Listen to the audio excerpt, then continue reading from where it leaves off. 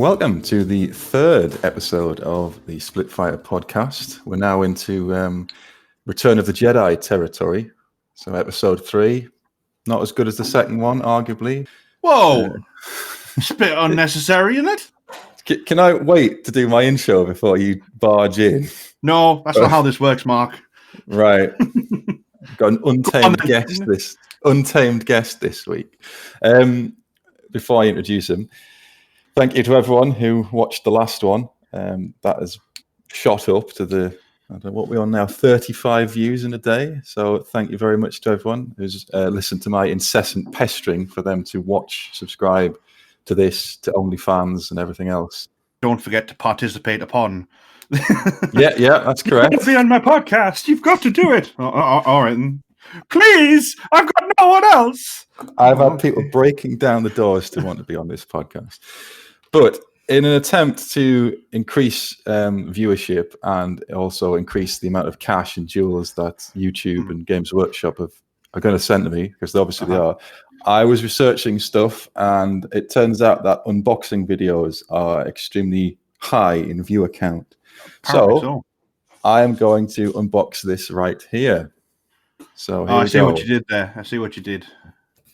So let's have a look at this. Oh, you're actually unboxing something. Yeah, brown box here. Let's open this up. Yeah, very good. So we've got the box here. Let's just get the lid off here. Oh yeah, look at that. Very good. Right, so hopefully that will up the view count by quite a lot. Apparently that's how it works. Yeah, I think you're in the bag there. You know, get the hashtags in there. Hashtag unboxing. Hashtag screw. That's screw how, again. Yeah, that's how a lot of people get to the top of the industry. So I hear. Absolutely. Anyway, I might as well introduce you since you've already invaded my bit of the Do podcast. So, you want me to be quiet now? I'll be quiet now. No, you're supposed to talk in the... Never mind. Please welcome Ian. Thank you for coming on. No, thank you for having me. Anytime. I know you were breaking down the door after Vince came on to desperate to come on. That is definitely one interpretation of it. Mostly to tell your side of the story, though. Look, it's over and done with. It's been over 10 years now, so I've moved past everything. There's nothing to worry about anymore.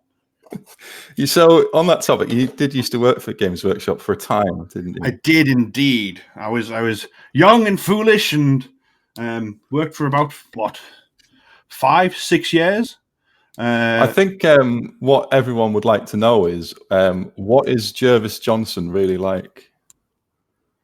Well, you know, in my lofty heights of being a key timer at Newcastle's store, we never met him. Never even bothered to come up to Newcastle. That's another disappointment. Go on then. What's your history with Games Workshop then? You don't have to talk about the event.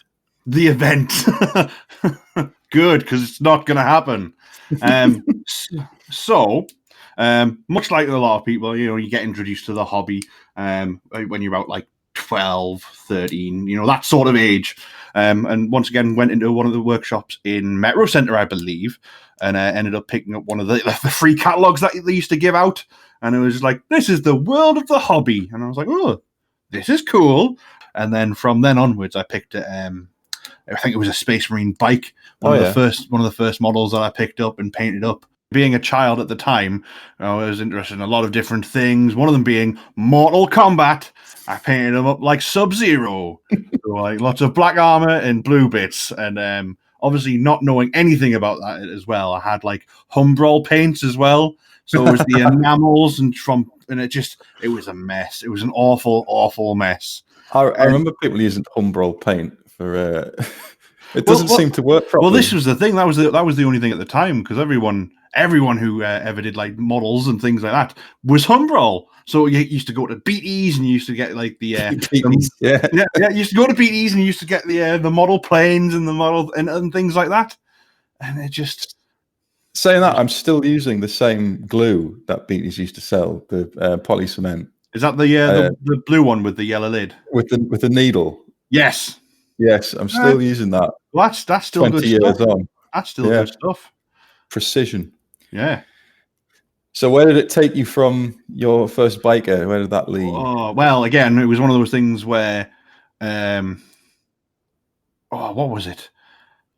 It was sort of just sort of a bit of an interest, and just sort of like kept looking at it, and eventually getting like the 3rd edition starter set for 40k for Christmas one year, and that was fantastic. Where you used to get like, you got the new multi-part Space Marines, the Dark Eldar, and a land speeder in there, and it was great. Do you remember the land speeder that you could make out of a shampoo bottle in White Dwarf? I do not remember that. I was only introduced to that later down the line. That's just when you got like the White Dwarfs, and it was like, remember this from years ago, and I was like, no, I don't. They wouldn't do that now because they can't make any money off a shampoo bottle land speeder. And yet it still pops up in the White Dwarf memory archives every now and again. There's a proviso: don't do this. just laugh at it. Don't do it. We've got models. Use them. Yeah, we've got a lot better models now. Right. So you got the 3rd edition box set. Yeah, and then it just sort of like escalated from there, and obviously through childhood and everything, and then when I was the lofty age of, I think I was 18 at the time, I put in for a part-time placement at Games Workshop Newcastle, and eventually got it. And then like worked in between Newcastle, Metro Centre. I even opened up the Durham store. I've been to Middlesbrough. I went all over the place, just doing all sorts. And pretty much. Like Vince, did you hate fantasy, or did you? No, I enjoyed fantasy. Again, 40k was my primary game. It was the game that like sort of like sucked me into the hobby and got me interested, because like the imagery of 40k is so captivating that you get to see it. But fantasy was one of those ones which was a slow build, and being exposed to like the fantasy genre, you get, oh, that's interesting. So I believe like, what was it? It would have been 6th edition was my first one, where you got the Empire and the Orcs. Fact check me on that. I'm not sure. I should know this, shouldn't I? 4th was High Elves and Goblins. 5th was Lizardmen versus Bretonia in that very famous battle war that they had. You know, the ones where the Lizardmen invaded Bretonia. Yeah, that one. Yeah, that had happened. Yes, I think you're probably right. The 6th was Empire and Orcs. So I remember using them and doing an Empire army. It wasn't very good. It was because again, being that sort of like that younger age, I didn't know how fantasy worked. I was like, oh, it's like 40k. I'll just move it. Oh, it's dead. That's a dead unit of normal humans with swords. Excellent. You can't charge that because you're not looking at it. You can't move in any direction you want. So again, it was the more complex game, and being a young idiot, I didn't know what any better. I had a similar transition from I got into 40k first, and then we swapped very gradually to fantasy because I just I've previous podcasts I've said how much I love fantasy, but yeah, I'm fully aware of how much you love fantasy. Like so much so that I have mocked you for it several times, and because I enjoy fantasy, and I was sad to see it go. I enjoyed the End Times. I will, spoiler alert, I do enjoy Age of Sigmar as well. Like as a game, it's a lot of fun, and I know your thoughts on that. More on that later. You are a phenomenally, disgustingly good painter. I'm a moderately good painter. I disagree. You are an award-winning painter.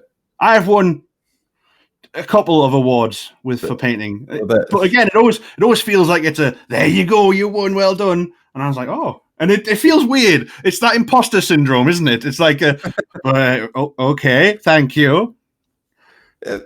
What did you win awards for? Was it armies or was it individual models? So there's a couple of times I've been nominated for best army at the Warhammer. What wasn't GT? It was the Throne of Skulls tournament Oh yeah, I'm, So, I'm not a very, I'm just a moderate painter. I've only been nominated for an award. so Of it was Gold. nominated. Like I put my Bretonians. Did my Bretonians get in? I can't remember. I can't remember if my Bretonians got in. But my Vampire Counts army, which I believe Vince mentioned on the last one. You mentioned you borrowed them, which I wouldn't let Vince borrow my award-winning army. It's fine. Skeletons and zombies, they're very easily replaceable. The Terror Guy's swing is not so replaceable. God, transporting that sodding thing, dear Lord, that is a pain in the backside. But no, I missed out on winning it, which is fine. There were a lot better armies there, but one of the competitions was the Legends, which was the hero competition. So I actually, with my vampire, won the best painted hero and the best hero for that. Which painting for me, it's either painful or if I'm in the zone for it, I can do it, and then it runs out and I don't ever want to do it for about a month. And I'm never really particularly happy with what I've done, except my knights, which was an exception.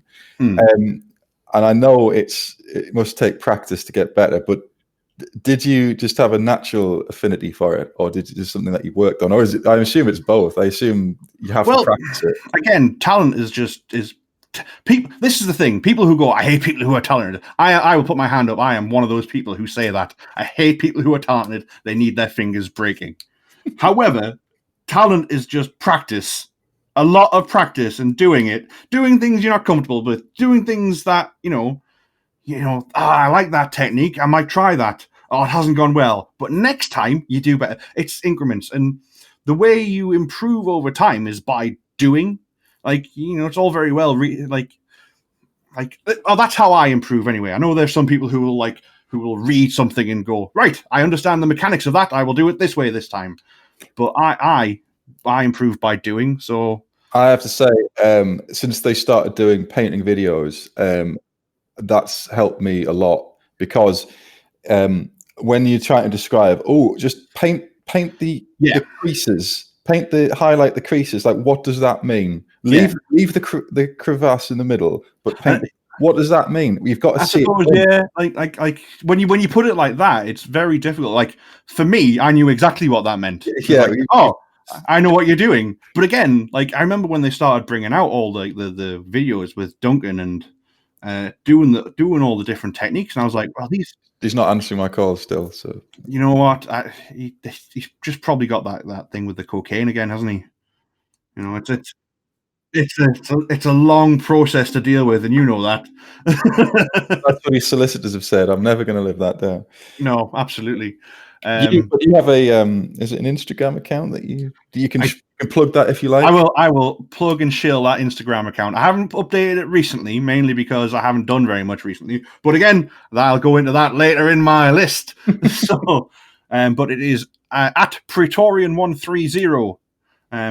Also on the Twitter sphere as well. If you want something, I put some on there as well, which is more or less the same, to be honest.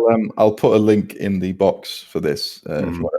Do have a look at Ian's painting, because it is really, really good. It's all right. There's again, my biggest issue at the minute is taking photographs of them and trying to make them look better than they actually are. Because I've gone through a period where you take the photograph and you're like, that looks awful. There's not enough white balance. There's too much white in there, and just getting the colors, getting the actual photography is a bit trickier. I like photography as well, but I like photographing battles. So, Games Workshop, if you're listening, if there a job of just photographing battles and putting them in, I don't know, websites or whatever, I will do that job, and I will do it for £1,000 less than whatever you're paying the guy.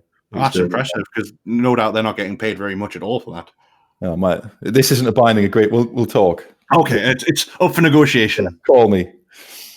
Me and Vince talked last time about briefly what our favorite army was as a little aside thing. Do you have a favorite army or a favorite system, or do you just play whatever? You know what it is? I enjoy a lot of things about the different systems. For example, like I say, I'll go back to Age of Sigmar and get that out of the way first.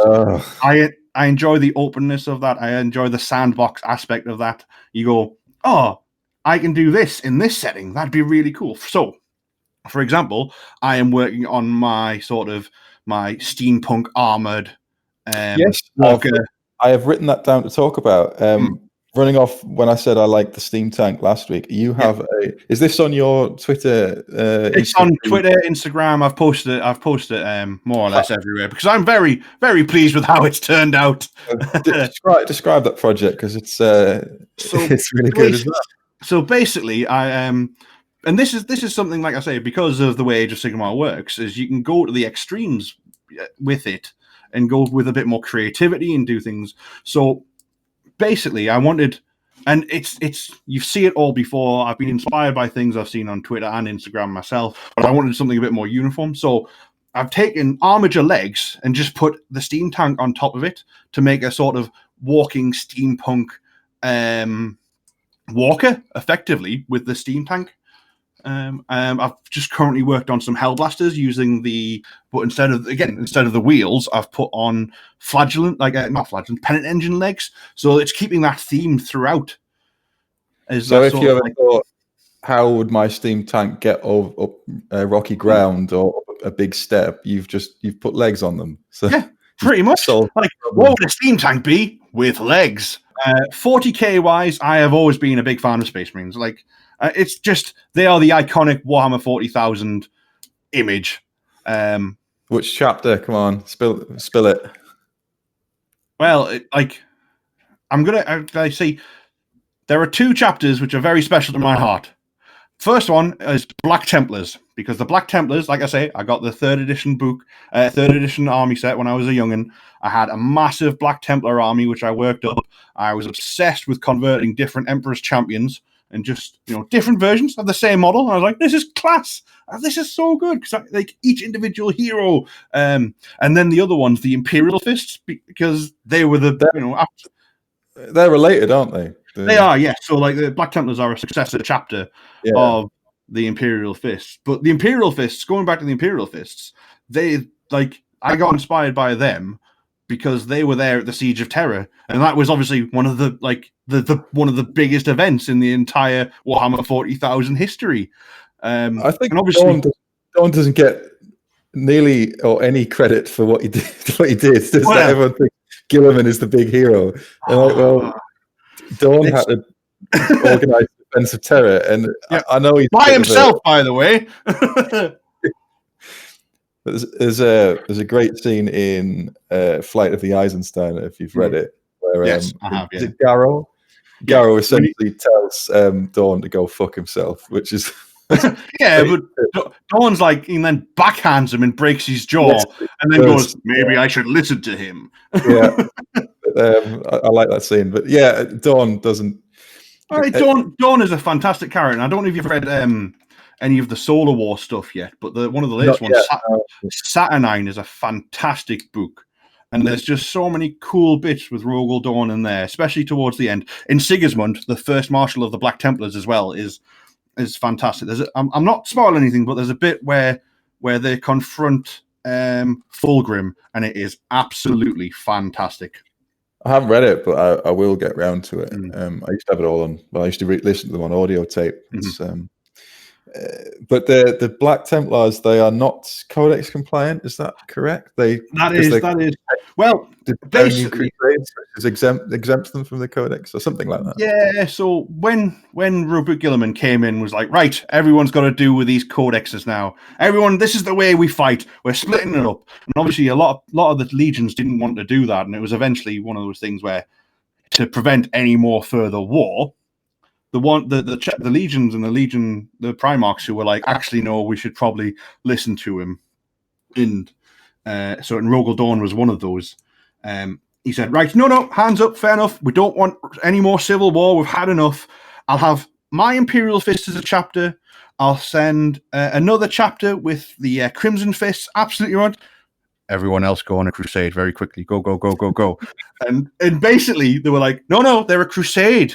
They're a crusade. They don't need to worry about that. They're going off in the world to bring the light of the Emperor to the galaxy. So he's technically breaking the rules. Technically, which, as we all know, he's technically correct. And as we all know, as we've spoken to Gavin a lot of time, technically correct is the best correct. If it's good enough for the Praetorian of Terror, it's good enough for me. Exactly. So you do in 30k, you do the fists as well, then. That's right, yeah. So, like again, they were one of the first things. Like once 30k came out, and I needed a bit more focus. I decided 30k be my Imperial Fist army, because it's going back to that Siege of Terror thing. But I've also got a large contingent of custodies as well, because they're absolutely broken and ridiculous. They're a lot of fun, and they're very easy to paint. It was one of the first times. Gold, you can do it. Yeah. Exactly. I one of the first times I used the gold spray paint that they did, and I was like, well, this is easy.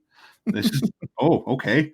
And at the minute, I'm currently working on some 30k Dark Angels as well. So I've just finished up painting the lion. You're doing loyalists and traitors then? Absolutely. Mine are definitely traitors. But no, you know what? Like it's one of those things where a lot of people go, Dark Angels, they're all traitors, and like, well, no. If you start reading the background and start reading, you go, the lion was a very, very loyal son. I only say it to wind up people who like them. I know you do. If the fluff doesn't back it up, so be it. And like, to be fair, I understand. So we agreed to go a bit negative this week. I know. We've had 2 weeks of positive, what we love about the hobby, and we've decided to go for the top 5 things that we aren't so keen on. I believe you used the term hate, and I was like, I did use hate. Hate's a strong word. It's a bit much. It's a bit strong, and it could open the floodgates. Yeah. To a lot of things. So I've picked 5 things. Some are related to armies. Mm-hmm. Some are a lot more broad. So I don't know how you've interpreted this. But I unfortunately I went through a thing. I was like, right, I'll go through things. I'll just write a list of things I really don't like, and then I've put them in different categories. So I've got things about modeling and hobby. I've got things about painting. Some things that Games Workshop do which annoy me, and people. So. Those are the broad sort of aspects that I might be covering at the moment. So it's a good broad mix of things. Yeah, like how serious they are. It depends. Yeah, I think we should stay at the start. This is not aimed at anyone in particular. We're not trying to annoy anyone or target anyone. It's just, however. I don't know. I'm not gonna lie. One of mine is very. But again, a lot of this comes with the caveat is that the hobby is your hobby. You do it any way you want to do it. And these are things that annoy me. And I don't... It's all in good fun, I hope. I'd like to think we're not setting anyone down here. I know on earlier ones, we asked the question, did I have any runners-up or bonuses, and I said no. I could only think of the top 5. I have had no shortage of runners-up for this thing. Yeah, no. So I'll just before we start, I'll rattle off my honourable mentions. Okay. Squats, all right. Dwarfs. Mm-hmm. Yeah. There's a theme there. People who say that Sanguinius damaged Horus's armor, and that was the way the Emperor was able to kill him. Right. That's total rubbish. Yeah. Overly, what have I done here? Overly sensitive speculation about things that haven't happened yet. No, that's on my list. That was one of my runners up as well. Yeah, absolutely. Oh, but what if this happens? Well, you don't know. It's not done. Yeah. And then assuming this happens, what if this happens? Well, let's not assume anything yet. The book Fulgrim, didn't like it. You know what? I didn't like that either. I will agree with you there. I did not like that book. I understand. The problem is, it's the book Fulgrim it's a portrait of Dorian Gray in space. You're like, yeah, okay. Then. And if I have to listen to another paragraph of them describing how great they are at everything, how lovely their armor is, and how they're the best at everything, I do not care. I don't need to hear that. I've still got more here. This isn't just remember what we said before. Naturally talented painters. Like I said, it's not. Don't get us wrong. There's a bit of artistic talent involved, but it's practice. But I know what you mean. Yeah.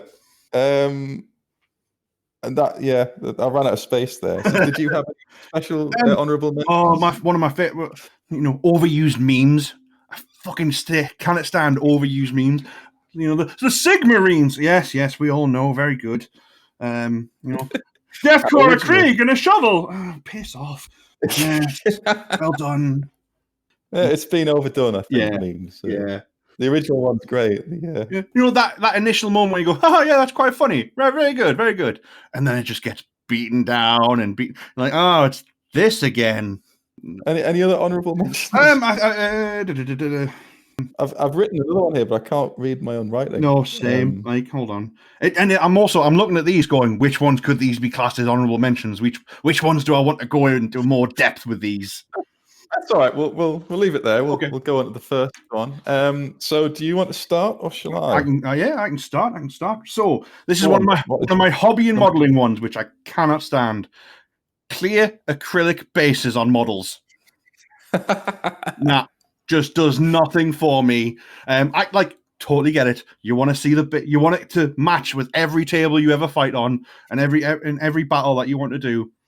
But the amount of times you see them with like the super glue misting around the corners, and it's just like, and it's just I feel like I'm a big believer in like the bases finish off your models. It's that classic painting and like modeling thing, which is faces and bases. Those are the things that make your model stand out. And if you're making one of them clear, you've literally got faces to go on. And you're like, it doesn't. No.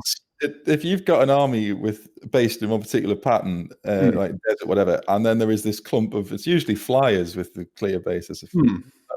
Right? To be fair, the flying, like this is a caveat. The flying ones I don't really mind, because a lot of the flying bases now, which Workshop are doing, they're actually on bases and they've got the right flight stands.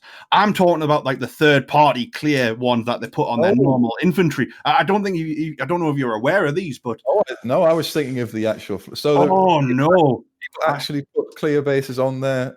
Mm-hmm. Oh, it was I don't know if it's still like one of those things now, because obviously we've been in a pandemic for nearly a year now, so I don't see armies anymore in tournaments. But there was a very clear thing, like in the last couple of years, where people use clear acrylic bases. Clear acrylic. Hold on, bases. I'll see if I can send you a picture, because some of them I cannot stand. Oh, there we go. Because I thought the flying bases were bad enough. Like what you're saying, where it mists up when you glue one in section of the base. And I don't use them. I'll find a base or something if I've got a flyer and stick it. The flyer, even though the bases are. No, people go out of their way to get these. Don't like that at all. And there was a big fad about this, like in the last couple of years, where that, like, again, I understand why they're doing it, because they don't want to paint. They want their bases to reflect any battlefield that they fight on. But it looks so. This guy's standing on a rock. Yep. On top of a clear base. So it's already got a base there. You've already started the base. Yeah. And there's a lot. Again, you look at a lot of the models now where they come with scenic bases, and so by blending that into that, and these clear acrylic bases, just they don't work for me. Like I say, the base is part of the model. It's that framing device that you use to make the model look better. Like, you know what? I'm very lazy and I wouldn't do that. I would have to. The fact that it's unbased to me is like, I'm constantly getting, why haven't you based that yet? Well, if I didn't have that, there is a reason for that, Mark. It's one of those things where you've got everything else painted apart from the bases, so. I've got a problem with finishing. See my OnlyFans account for that. We'll cut that. I actually, I don't like that. No, it looks like a counter off a board game or something. You know what? You could do a fantastic Golden Demon standard paint job on every single model, put it on a clear base, and I'd still be like. But it doesn't even work. It magnifies what it's on top of. So it'll distort the scenery underneath, and you'll get this distortion effect around the side of it. Yeah. So it doesn't even work on its own term. You come across this directly, or is this just in your well, your Instagram world. Yeah, this isn't something that I've seen in person at tournaments or anything like that. This is just one of those things which is you're browsing through Instagram, you're browsing through your Twitter, you want a bit of inspiration, and you go, "Oh no, why did you do that?" Yeah, that is. I'm still looking at this photo that you sent me, and it's ruined it. You know what it is? It might be my hobby snobbery coming out and going, "No, that's not hobby." But again, like I say, the caveat at the beginning of the game, at the beginning of the podcast, it's your hobby. You do what you want to do. If you enjoy that, you do that. Yes, but this is something I cannot get away with. So you won't be basing Rogal Dawn on this clear base. Oh yeah, you know what? I'll have to drill out his base. No, I'm not doing that, Mark. I wasn't I wasn't aware of it, and I'm fully on board with that. Yeah. If this was room 101, I would put this into room 101. I mean, but that's the sort of approach I took to this. It's definitely a room 101 vibe. Yeah, so I'm not, what was he called? Nick Hancock. Yeah. Younger viewers won't know who that is, but the health secretary. No. Different guy. So yeah, that's my number 5 slot at the moment. It's a good start. Well, my number 5 is Math Hammer. Oh, that's a good one. That's a good one. I like that. I cannot stand trying to do a spreadsheet calculation of what the likely dice thing would be and basing your entire game playing experience around that. And based on a random dice game. Yeah. Don't take this too seriously, but it's my response to this is it's 50-50. Everything's 50-50. Right? It either works or it doesn't. Yeah, you will either make that 12-inch charge and roll a double 6, or you won't. Therefore, it's 50-50. So don't worry about it. But at the same time, like I know because Gavin does this a lot. Gavin's very good. Like we've mentioned Gavin. I know you've mentioned Gavin in the past, but Gavin's very good at calculating the risk involved. Yeah, I don't want to hear it. Again, he doesn't though. He doesn't tell you, which is why it's dangerous. Yeah, but you'll do something or not do something. You're like, he's got a plan, and I don't like it. The table's on a slight incline, so it's going to roll more 6s on this side. So we'll do that, and then if you just want an algorithm to play this game, then I mean that is pretty much playing Gavin, though. He is the machine. It's like the machine playing a machine, though. I don't like it. The whole idea of these games is like it's a war. Presumably some strategists go, well, we have to sacrifice that. We can't calculate the risk of that.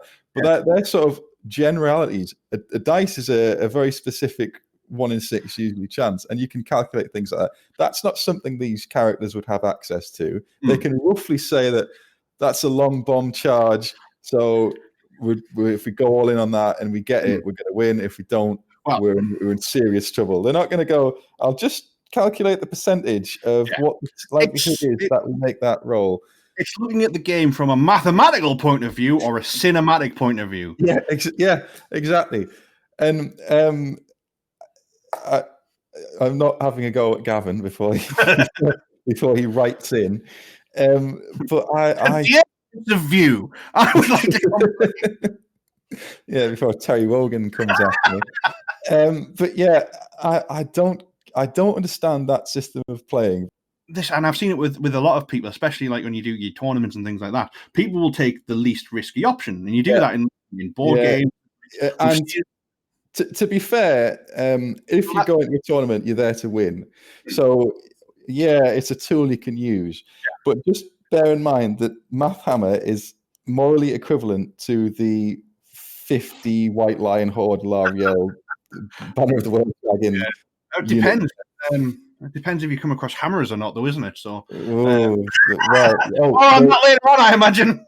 They were on my honorable mentions. Actually, I've just realised that.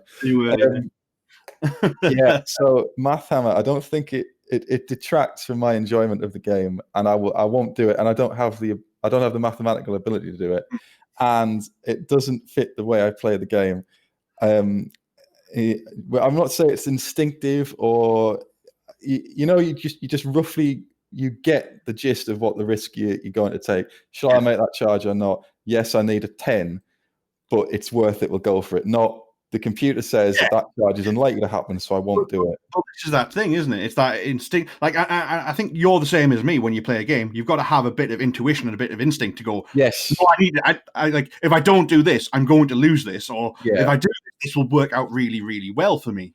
Yeah, it's that I like that intuitive side and for more experience rather than cold hard calculation. Yeah. So that's people again, I'm not having a go at anyone. I'm just saying I don't like an algorithm telling me how to use my army. Because that just those times where you go for the 6 charge on the off chance, like in the last turn of the game, and it's make or break, and you roll that 6 and you think, how on earth has this happened? I'm still in it. It sort of removes that element from the game. I think.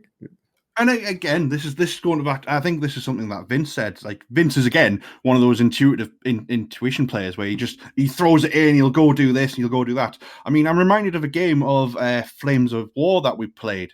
Flames of War? No, Bolt Action. We played Bolt Action, and he was literally waiting for one of his tanks, and he just literally anything but a 1 with this tank, and it would survive.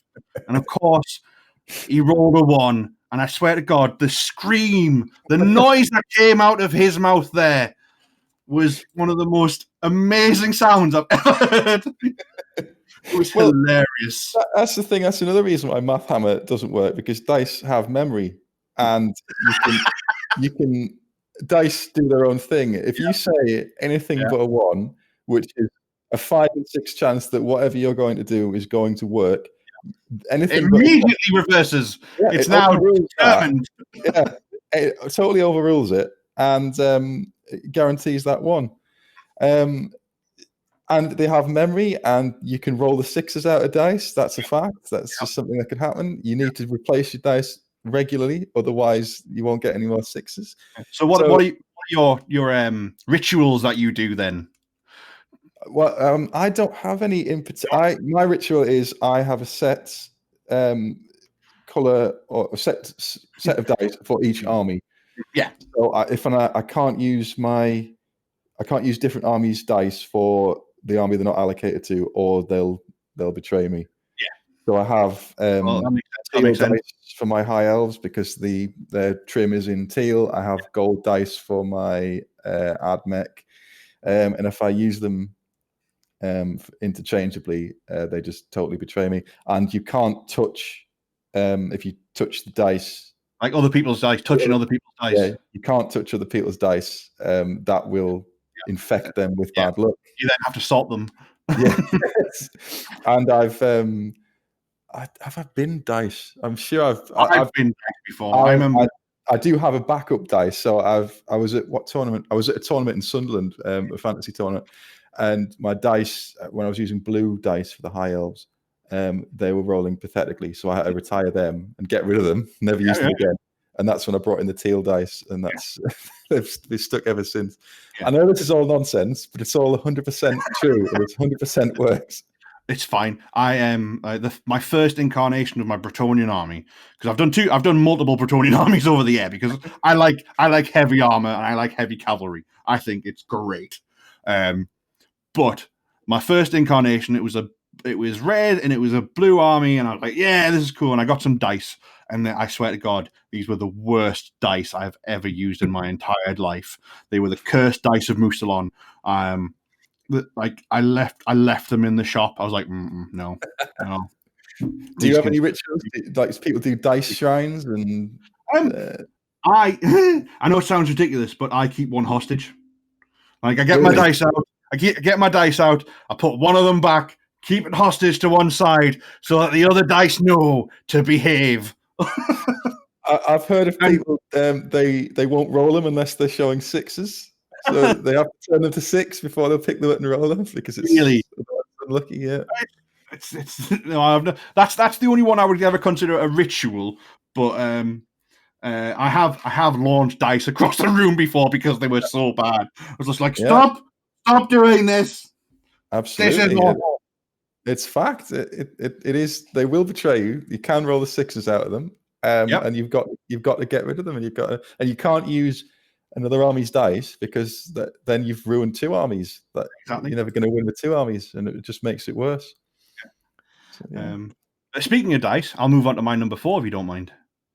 Yeah, that's so that was Math Hammer for all those reasons. My number entirely reasonable. So my number 4, unreadable dice. I am told once again, clear dice. Something that's clear and you cannot see it properly. But you know what I mean? Those ones where you look at them and you cannot see them, and because it's like frog spawn, and you're just like, what is that number? Is that a 7? Is that an 8? I do what?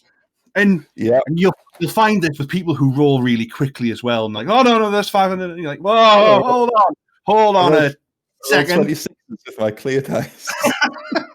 Yeah, and just absolutely awful. Like, because again, you go expecting some sort of like, there's an honor system in place when you play games. You sort of go in and go, yeah, I have to believe that what you are telling me is true. What kind of masochist goes out and chooses the most unreadable kind of dice?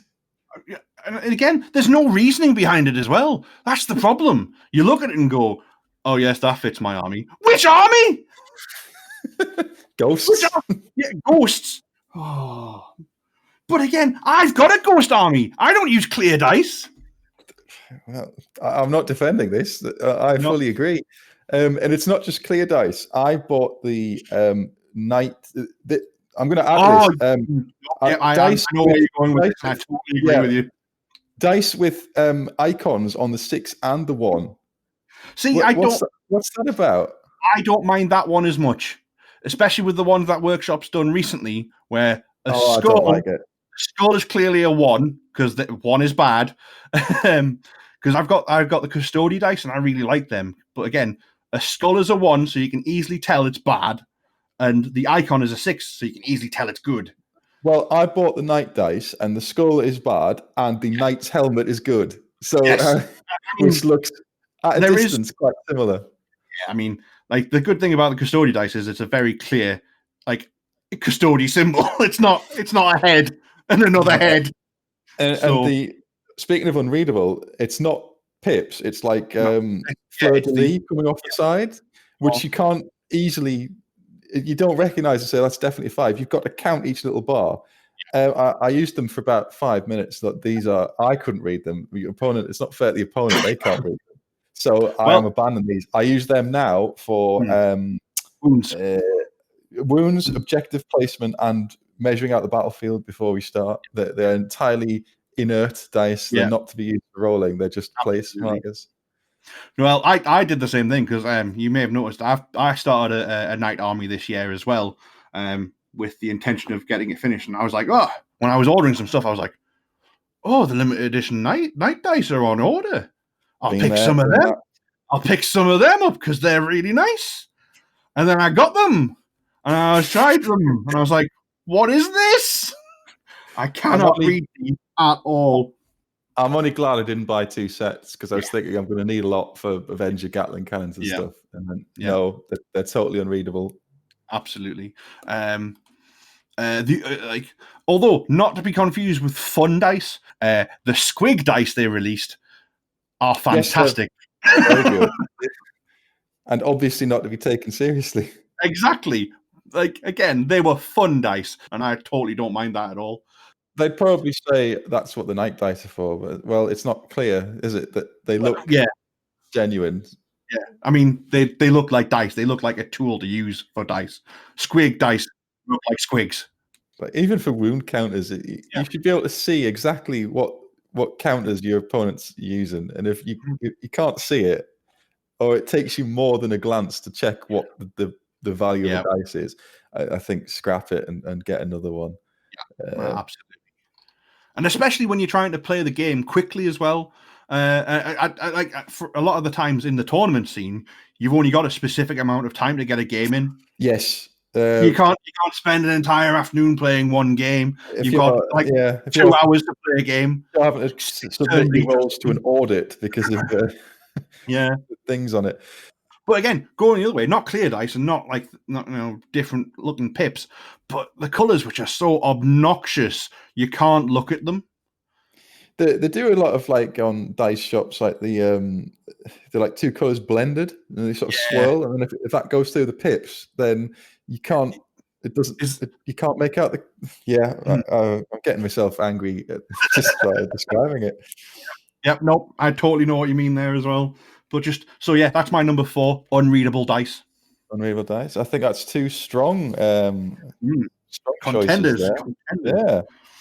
Yeah. Well, my number 4 is the Tau. Just the entire Tau. The entire Tau. Though I've got friends who play Tau, I'm not aiming this at them, but to me, they're just bland to the point of boredom. Mm-hmm. I'm not interested in their fluff, and I'm not even inclined to learn anything about them. They've got the same sort of, it's a battle suit, and then it's a bit bigger battle suit, and then we strap more guns on it to make it look better. They're like, if the Imperium had done it, if someone had filed the correct paperwork, the Tau would have been obliterated thousands of years ago. Absolutely. They didn't, which is the problem. Yeah. And where's this come? Right. So how have they developed plasma guns that are better than what the Imperium's got in 500 years or whatever it is? Well, it's one of those things where the Tau embrace technology, the Imperium fear it. But where's this technology coming from? But they developed it. How? With what? Well, science. Infiltrator units. They've got snipers. So they're more like what we've got now. Whereas like the Imperial Guard was 50, 40 years ago, World War II, World War I, that sort of, this is what we need, this is attrition, this is what we'll do.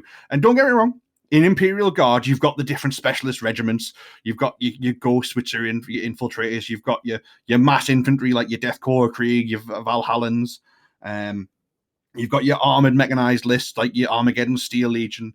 But Tau are one of those things where they're one of the, like I say, one of the more modern looking ones. But they're like, aren't they the most recently done race? Am I getting that right? Yeah, they were done in about 2005, 2000, like sooner, 2002, something like that. It was early 2000s they came out, and a lot of people go, "Oh, they were there to capture the Japanese." No, they were there to capture the American market because they wanted to see that sort of thing. So I've never saw like the crisis battle suits, whatever. The big, you put bigger ones with the guns on the shoulders. I'm still not impressed. What have you got? What have you got that's better than that? Well, guns, right? Not bothered. This is the thing. This is the thing, right? You've played Stellaris, right? Yeah. Imagine 40k as a Stellaris game. You've got your big, like quite large galaxy-spanning empire, which is the Imperium, and you've got your different pockets everywhere else. The Tau are one of those ones which you've forgotten about for a while. You've got your ancient empire waking up. You've got your external threat, your end game stuff coming in. But the Tau, they're that one that you've gone, they're fine. They don't need to worry about them. And now they've got a military, and you've gone, I'm at the other side of the galaxy.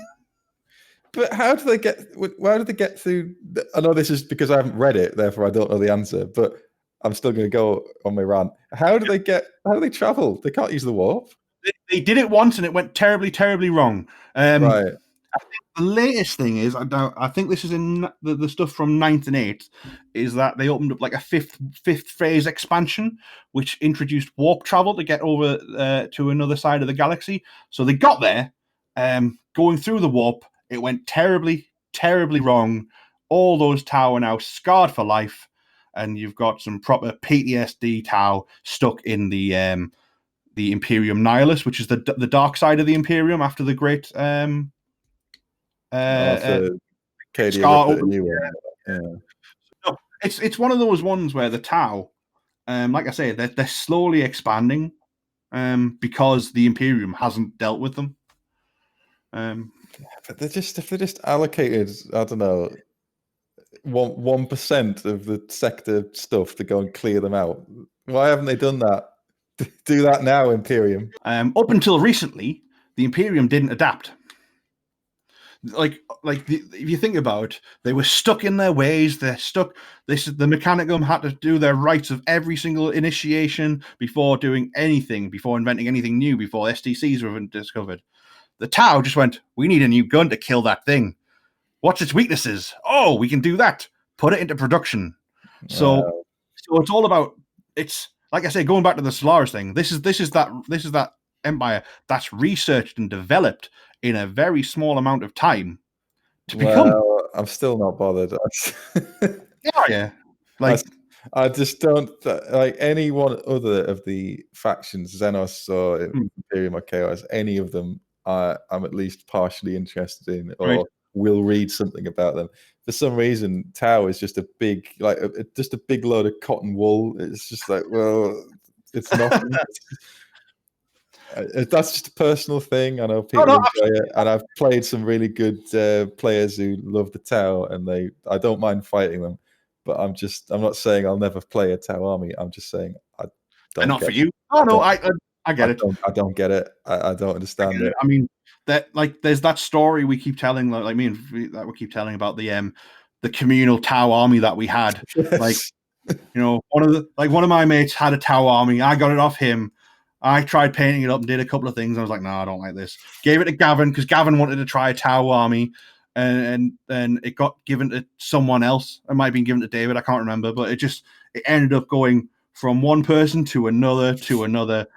Just because who knows where it is now? I have genuinely no idea where it is now. It's probably in the bin for all I know. It's just it's flat sides as well, which you think, oh, that would be easy to. No, that's appealing. That's appealing to paint. It's flat. Who wants to paint flat sides? Well, the biggest problem with Tau infantry, like the fire warriors and stuff, is like, though especially the ones that were there was such a when you look at the model, there was a casting issue between the armor plate on the thigh of a Tau fire warrior and like the fabric, so it was really difficult to tell where one started and one ended. So when you were painting, you were like, I've got to paint that line in myself. That's a ball ache. Yeah, it's extra work which you don't want to do. And all the paint schemes that they did for Tau were really bright color schemes, and getting a bright color scheme is a pain in the backside. I'm gonna get probably some unsubscribers. Dislike of the Tau. The Tau Liberation Front. No, yeah, I have to be honest. It was. I was thinking of swapping them with dwarfs, but dwarfs are a good foil for my favorite high elves. They're part of your high elf culture, whether you like it or not. They've had some impact on their fights is something I like to read, but I've never read anything where the Tau have turned up, and I've never had that heroic moment or anything or any connection with them. That's a personal thing. I'm not saying they should be. I know I said they should be destroyed, but I don't mean that. I don't think they should be removed from the game. I'm just saying they're not for me. Yeah, absolutely, and that's reasonable. Again, like I keep saying, this is your hobby. You can do what you like. But yeah, I'll probably get some blowback. Even as I was saying, am I going too far here? Am I going to annoy people? Oh no. Anyway, what is your number 3? 3. Which one shall I do? Which one? Because I'm not gonna lie, I don't have them in any specific order. So I don't think it needs to be in a particular order. I'll tell you what. One that really annoys me is hobby funk. Hobby funk. You know, when you're in a great, like you mentioned it at the beginning of this, where you're in a great mood, you're enjoying your hobby, you're loving it, and then you get to like the last 15 bits that you have to paint, and you go, I can't be bothered anymore. Yes, I just can't. I know that.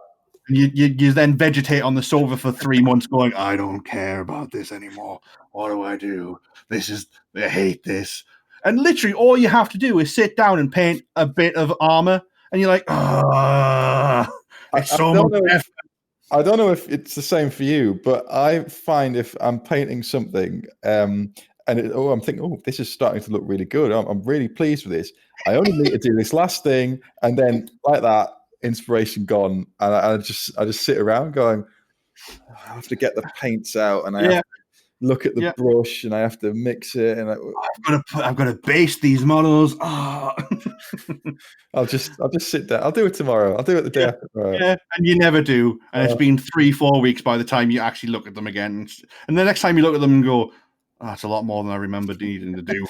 Yeah, if you just kept going, you just powered through because you're in the zone, you can get finished. This is one of the main reasons why nothing I own is finished. Well, to be fair, you are like a magpie. You'd like go, oh, that's shiny. I like that. Let's do an army of that very quickly. And then, oh no, that's not, because again, you went. Memory serves me right. You went from Mechanicum to Knights. What was the latest one you were looking at? Thousand Suns. Thousand Suns, yeah. And then I'm sure looking at them right now. Don't guilt me. And I'm sure you've been looking at something else as well, though. What was I looking at? What was it recently? There was another thing you were looking at recently, and I've totally forgotten what it was. Oh, probably something. If it's lucky that you can't just buy things easily anymore, because it would have been piles of plastic around me anyway. I'm actually in my eye line, slightly to one side, so I can't see it directly. Are 20 half-painted Zangor.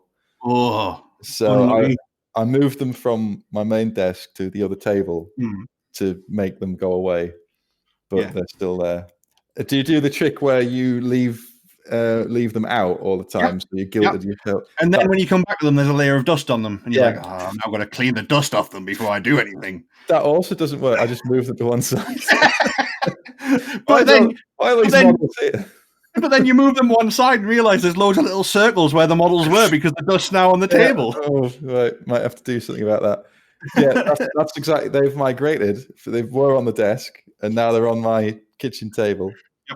Who knows where they'll be in a month's time? Again, like all the stuff I've been working on recently, I've just put in a box. I was like, it goes in a box, because I've been trying to set up my new desk, like set up a desk space so I can do some work and just generally focus on things.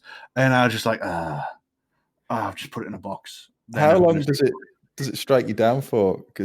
Oh, it depends. Like recently, it's been a while. Like I've not painted anything since September. At the minute. Yeah, like I've built stuff, I've done things, I've kept going and doing little bits here and there, but actually sit down and painted something was been September. This is the other thing as well, because I'll paint something but not finish it. Guilty. So I don't know if you're aware of it, but like on the Twitter sphere, there's a thing called Paint Hammer, where you basically, over the course of the year, you make a list of what you've painted. So your game system, what models they are, how many models, and you've got like a running total of all the models you've painted over the year. I wouldn't sign that up to me, because that's depressing reading for the amount of... Oh no, this is the thing. Like so far this year, I have painted 76 models. I was like, oh, that's really good. 76 models complete and done. And then I think of all the things that I haven't finished, and I'm like, oh no.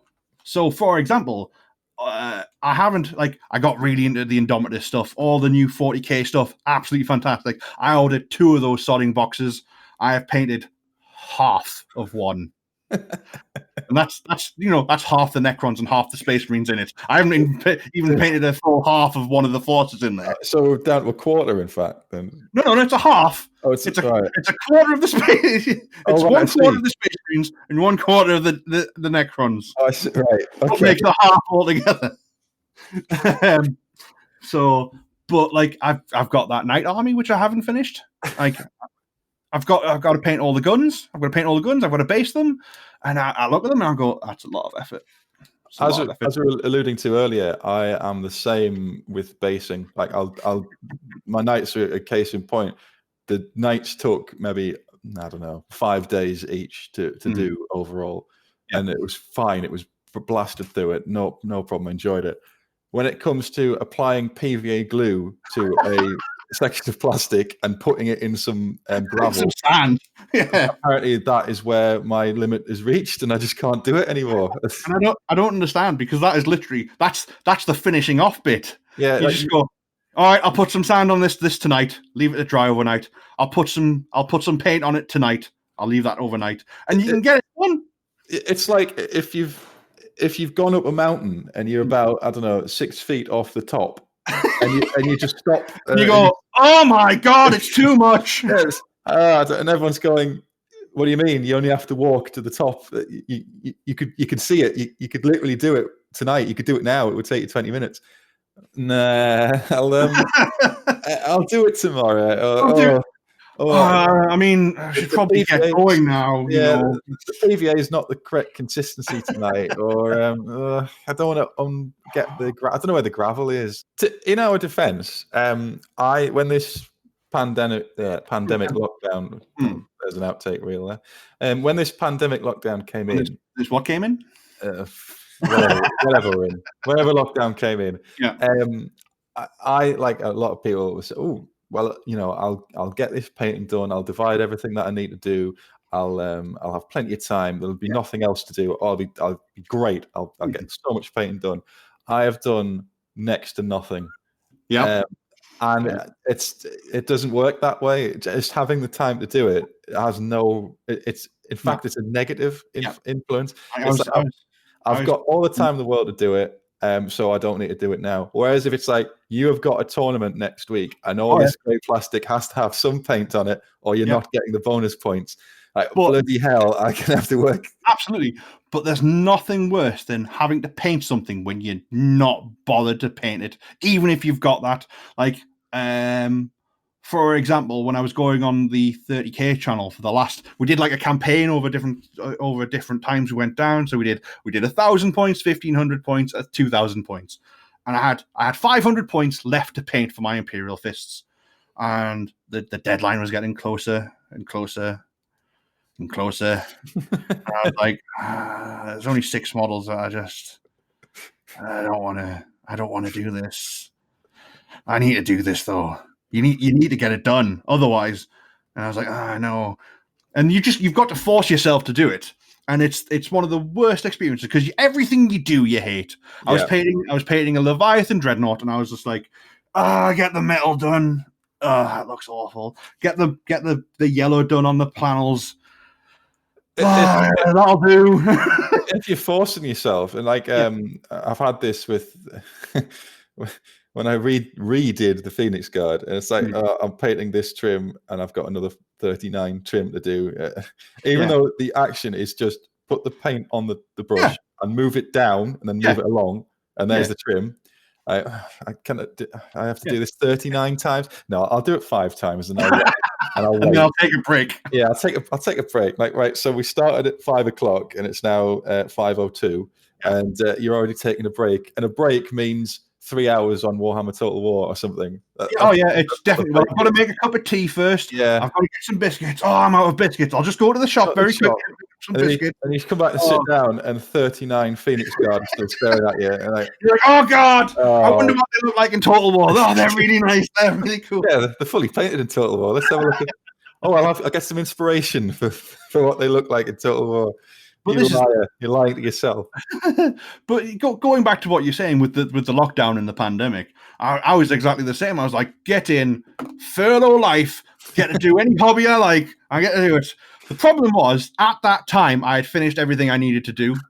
So I was like, you know what? I'm in a good point of hobby. I was like, I've got all this time, but I can't really do anything.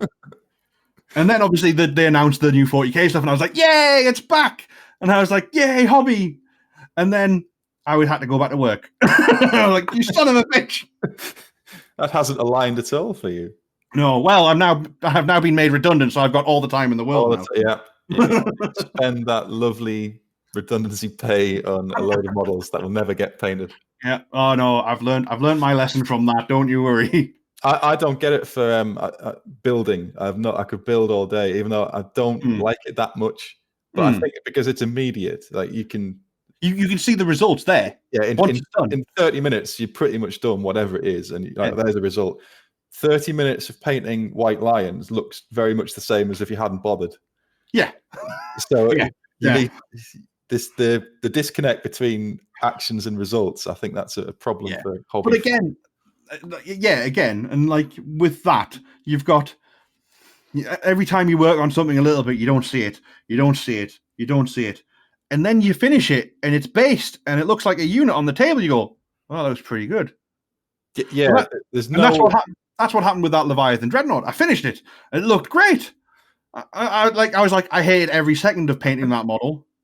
There's Hated every second. There's no big reveal moment like, oh, I'm this is the halfway moment, and bang, the unit looks halfway done. It's incremental. Oh, there's the trim. There's the highlighting on the capes. There's I'll dry brush the gold. It looks exactly the same as it did when I started. What the hell is going on? Well, this is it. But again, it extends to little things. Like I've got a Nighthaunt army. I've got a Nighthaunt army where I've still got like I've got 5 models to paint. Five models and some heroes that I got from the Soul Wars box, which they released last year or the year before, whenever they released it, and it's just there, and like it'll take no time to finish them. I just can't be bothered. Absolutely cannot be bothered. There's no cure, right? If they find some sort of performance enhancing drug that removes that feeling and so gets you wired to paint, I'd sign up for the testing on that, no problem. Yeah. I mean, it's probably cocaine, but or amphetamine, who knows? Amphetamine. But to get meta, I've started a podcast rather than painting. Well, exactly. Just to work, but again, at the same time, that has a knock-on effect as well, where you go, well, actually, I want to do the podcast. I want to I want to keep going. I'll go into my. But actually, no, I'll include it in this. So, like, part of, like, I was going to include this as one of my other things, but it might be a bit of an honorable mention, same sort of things. But when you see unpainted armies without any progress as well, it really annoys me, and I hate that. And yet, I am definitely one of those people. Are we going into the self-hated section of this? Self-loathing and self-deprivation. Absolutely. I know exactly what you mean here, because I went to, I don't know if it was tournaments or battles or something, and I as you know, I spam photos of armies. And it was the high elves. It's like, this photograph from 6 months ago of this high elf army looks exactly the same as the photograph I've just taken. There is no progress. You're going to have to do something because it's annoying me. Yeah. Well, this is it, but it's even worse when it's someone else, because you can progress things, and especially when you've got, again, going back to that time limit where you've got a time frame for a tournament, you've got to get everything done. Yeah, you've got, and again, I tell you what, painting 90 to 100 bastard zombies for that get thrown a skulls tournament.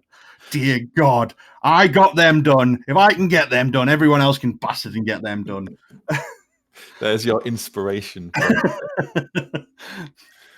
Jesus, that was a lot of effort. Yeah. But at the same time, you'd go to that tournament and you'd see a Nurgle army which has been undercoated black, dry brushed grey, and that's it. And you're like, I've got a mixed opinion on that, because yes, it's minimal effort, but they've obeyed the rules to the letter. Oh yeah, I know, and they've wasted no time on frills. Yeah, there's your three colors minimum and base done. But at the same time, my brain goes, it's not that difficult to just do a couple of bits here and there and make it look neat and tidy and nice, and it takes no time. But yet I understand the hypocrisy here, because I've got a unit of 5 hex wraiths there which haven't been painted in 3 years. I'm fully admitting to doing what you're describing, Hayden. There is no reason why that high elf army is coming up to 3 years old and it's still not painted. Yeah. So yeah, that was my number 3 spot. That was a good one. Hobby funk and just not finishing things. My number, what are we on? Number 3, whatever it is GW's Neglect of Xenos. Ooh, that's a good one. I like that. Yeah. I understand that the money. Tau can suck themselves. Yeah, there is a slight logical error in what I'm doing here, but I am going to run with it. No, go on. Yeah, don't ruin my list. I won't. No, that's fine. They're not necessarily linked, or Nope. No, I agree. Yeah, I understand that the Marines are where the money is, and everybody loves Marines, and that's how you get people into the hobby. But How many updates have Marines had in the past, say, 18 months? Like 4. Yeah, and the chapters are getting fleshed out, and we had Iron Hands as the reigning tournament champions because of their book was released with superpowers. Yep. Meanwhile, your Tyranid players are sitting there with an underpowered book with models from 20 years ago, which are totally off scale for what the Primaris and all that, the new scale. But you got Team Sealer coats. So what? Yeah, come on. Yeah, when you've got a Primaris mean which can nut a Carnifex, it's a bit of a scale creep, isn't it? We were doing when in that temporary bit where you could meet people again. We had a 3-day 40k event, and one of the people brought his Tyranid army, which was great, but the scale is now so off. A Carnifex it's just a bit taller than a Primaris Marine, and it doesn't look like it should anymore. No. And are they going to do another one? Who knows? Who knows? And they've had nothing really added to the list. They haven't had, there's however many variants of Primaris with, I don't know what Vince was talking about, them Intercessi and the Intercessor. Yeah. Don't forget they've got another new Intercessor coming out which hasn't been released yet. Oh, that's good. And there's some leaks coming. Let's see what it is. Oh, it's another Marine. Oh, it's some more Marines. Don't forget another Marine. It's a Marine with a different gun. But again, it's that self-fulfilling prophecy. It's like, well, Space Marines sell. That's because you only sell Space Marines. Yeah. But why don't you throw 30% of your customer base a bone and make some new Xenos models and make their rules good? Yeah. Well, this is it. Hopefully, we'll see it because obviously the Drukhari and the Dark Eldar book for beginning of January next year. Are they getting new models for that? Oh God, no, of course not. Well, that's that. Yeah, you might get a new character, but the thing is, though, I don't think Dark Eldar need an update. Those models are stunning and they stand the test of time. The only thing they could really do. You are a collaborator. If you can. Just because they've got good models, doesn't mean they don't need more models. No.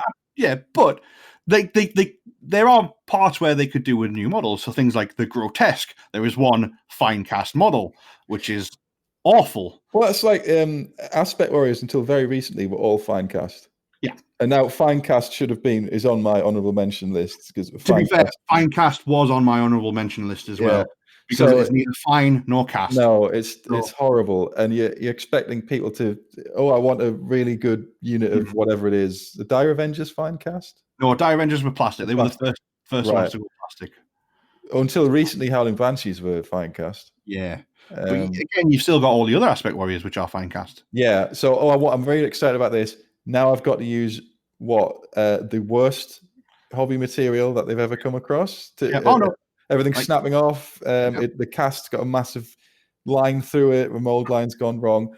Where's his feet? His feet is just a giant air bubble. Yeah, you fix that yourself with some green stuff. Everything will be fine. Xenos player. While we get the 20th Marine release of the month. It really winds me up because I would buy I'll buy a Gene Stealer Cult army. I'll buy a Tyranid army. If they supported them properly and if they gave them some good, massive models, rescale the gaunts, and this is Tyranid specific, rescale them though. You can have any law reason for it. Right, they chewed up a load of Primaris DNA. You know what it is? I think they would probably be better if they were scaled down. So like they did with the Necrons, they sort of like they kept the same sort of the pattern, but they're very chunky models, the gaunts. Yeah. So I reckon if they scaled them down, made them a bit more gangly and a bit more like the old second edition ones. Maybe not as bad as that, but that sort of theme. Yeah. So they're a little bit more gangly. So it feels like a horde. Yeah. Because you know what? Because at the minute they're still quite bulky models. Well, they're all monopose. They're 20 years old now, but the ones with the guns, the monopose, you can change the gun or you can change the way his head looks. And that's it.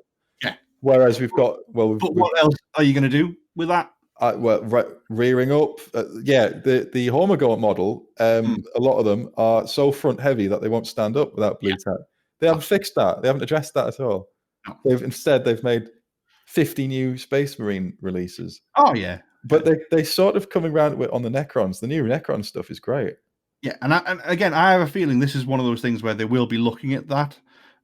What they've done is, like, if you look at like the latest Xenos race species, so you've got your Necrons, brand new release, couple of old models still in there. So things like your Immortals and the ones which are sort of like in that mid phase where they released them. The last batch they released was they're all right, they're still not too bad, but the new stuff is stunning.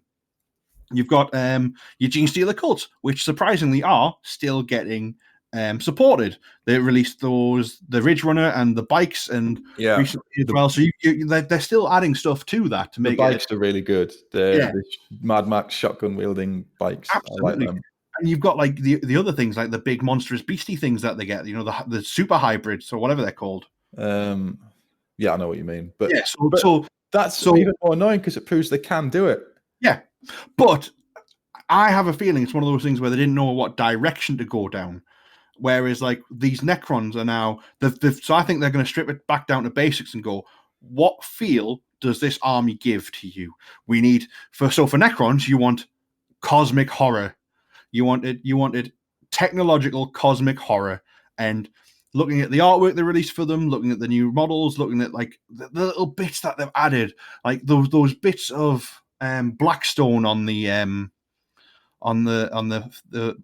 monolith, where it's been cracked and it's warped and it looks alien. It looks alien. It doesn't look like you'd see, like, it doesn't look like a box like the old monolith.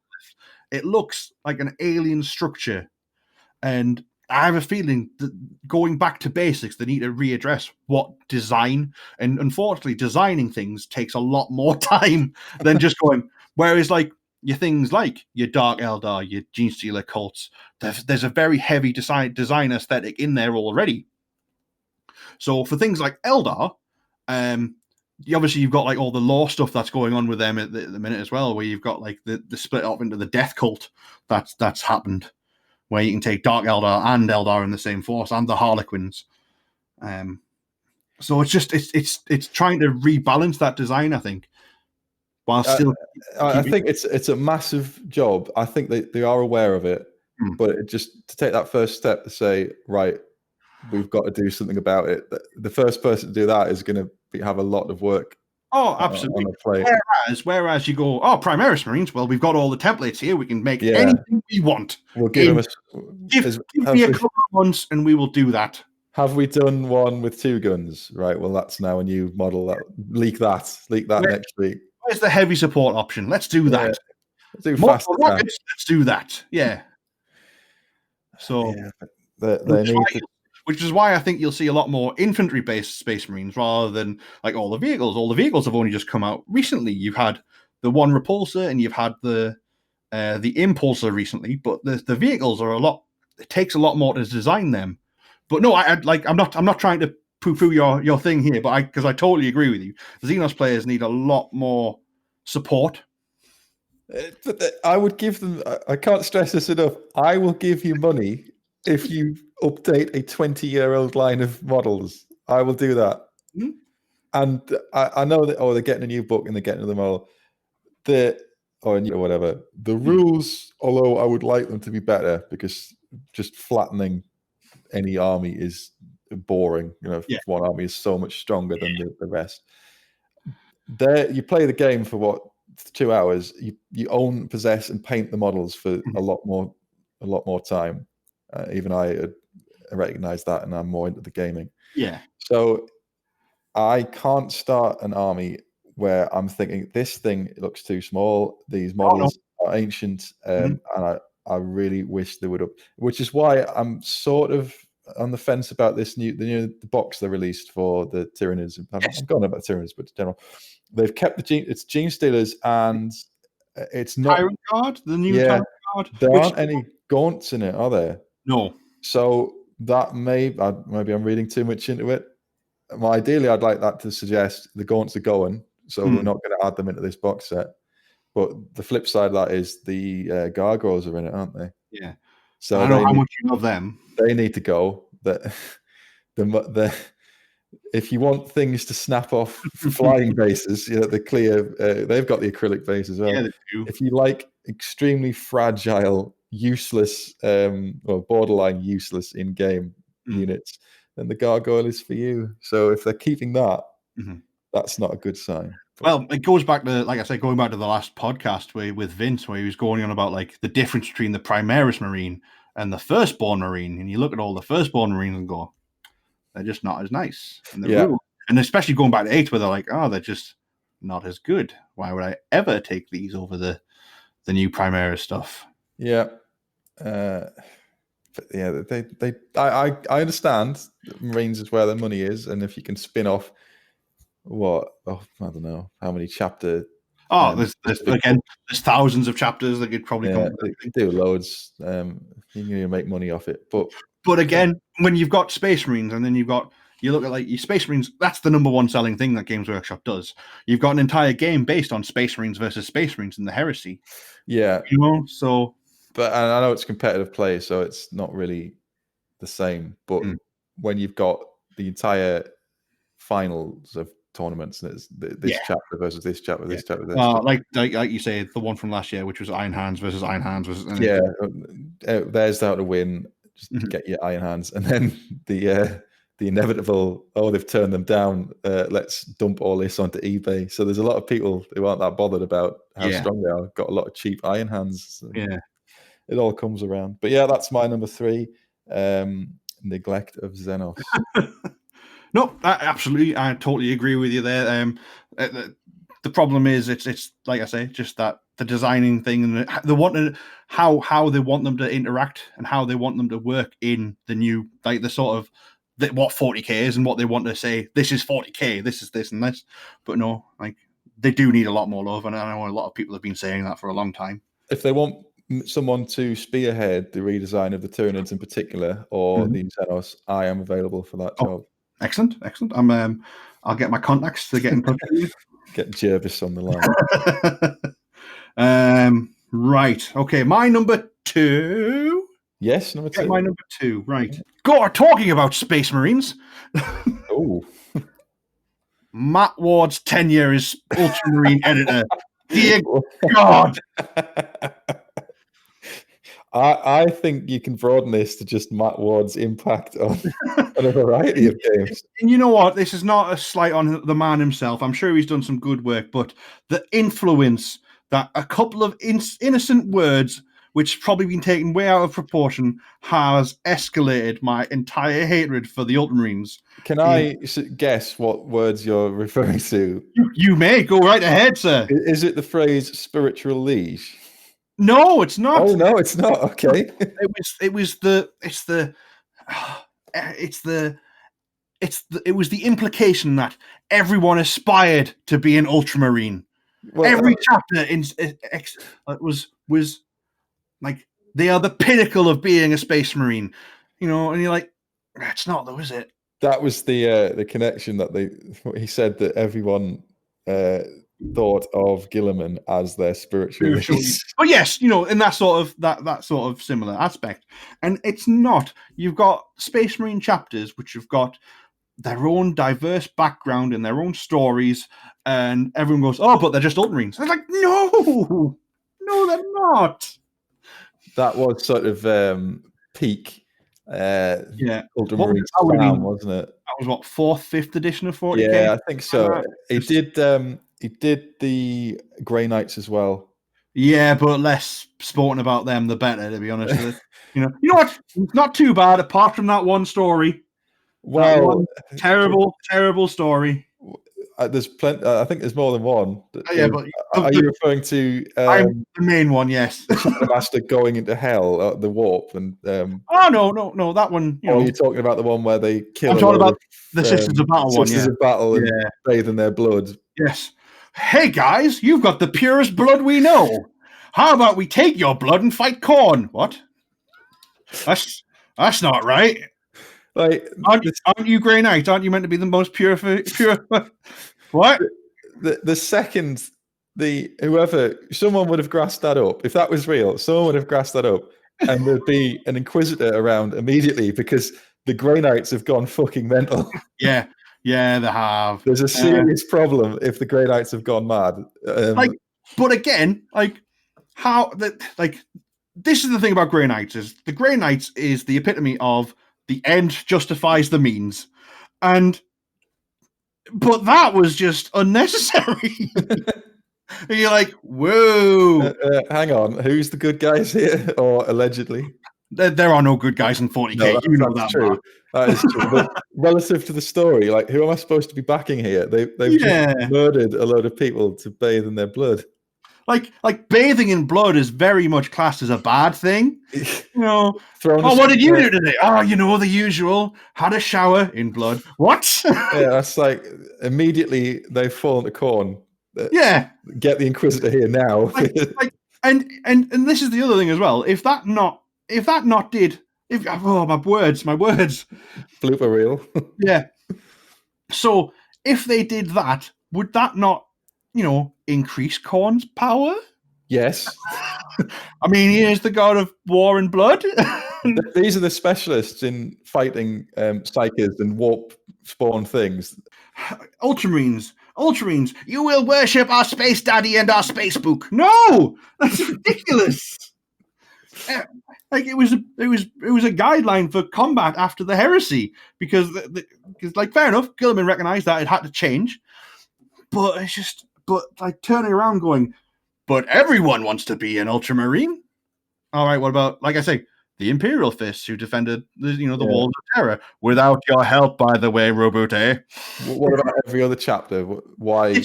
Every other chapter. Raven Guard, Salamanders. You like Salamanders. Yeah, the Salamanders are quite happy being Salamanders. Green Ultramarines. That's what they are. Following the spiritual lead. Didn't he also have the Blood Angels teaming up with the Necrons? Was that him? I think that was him. Oh, I can't remember that one.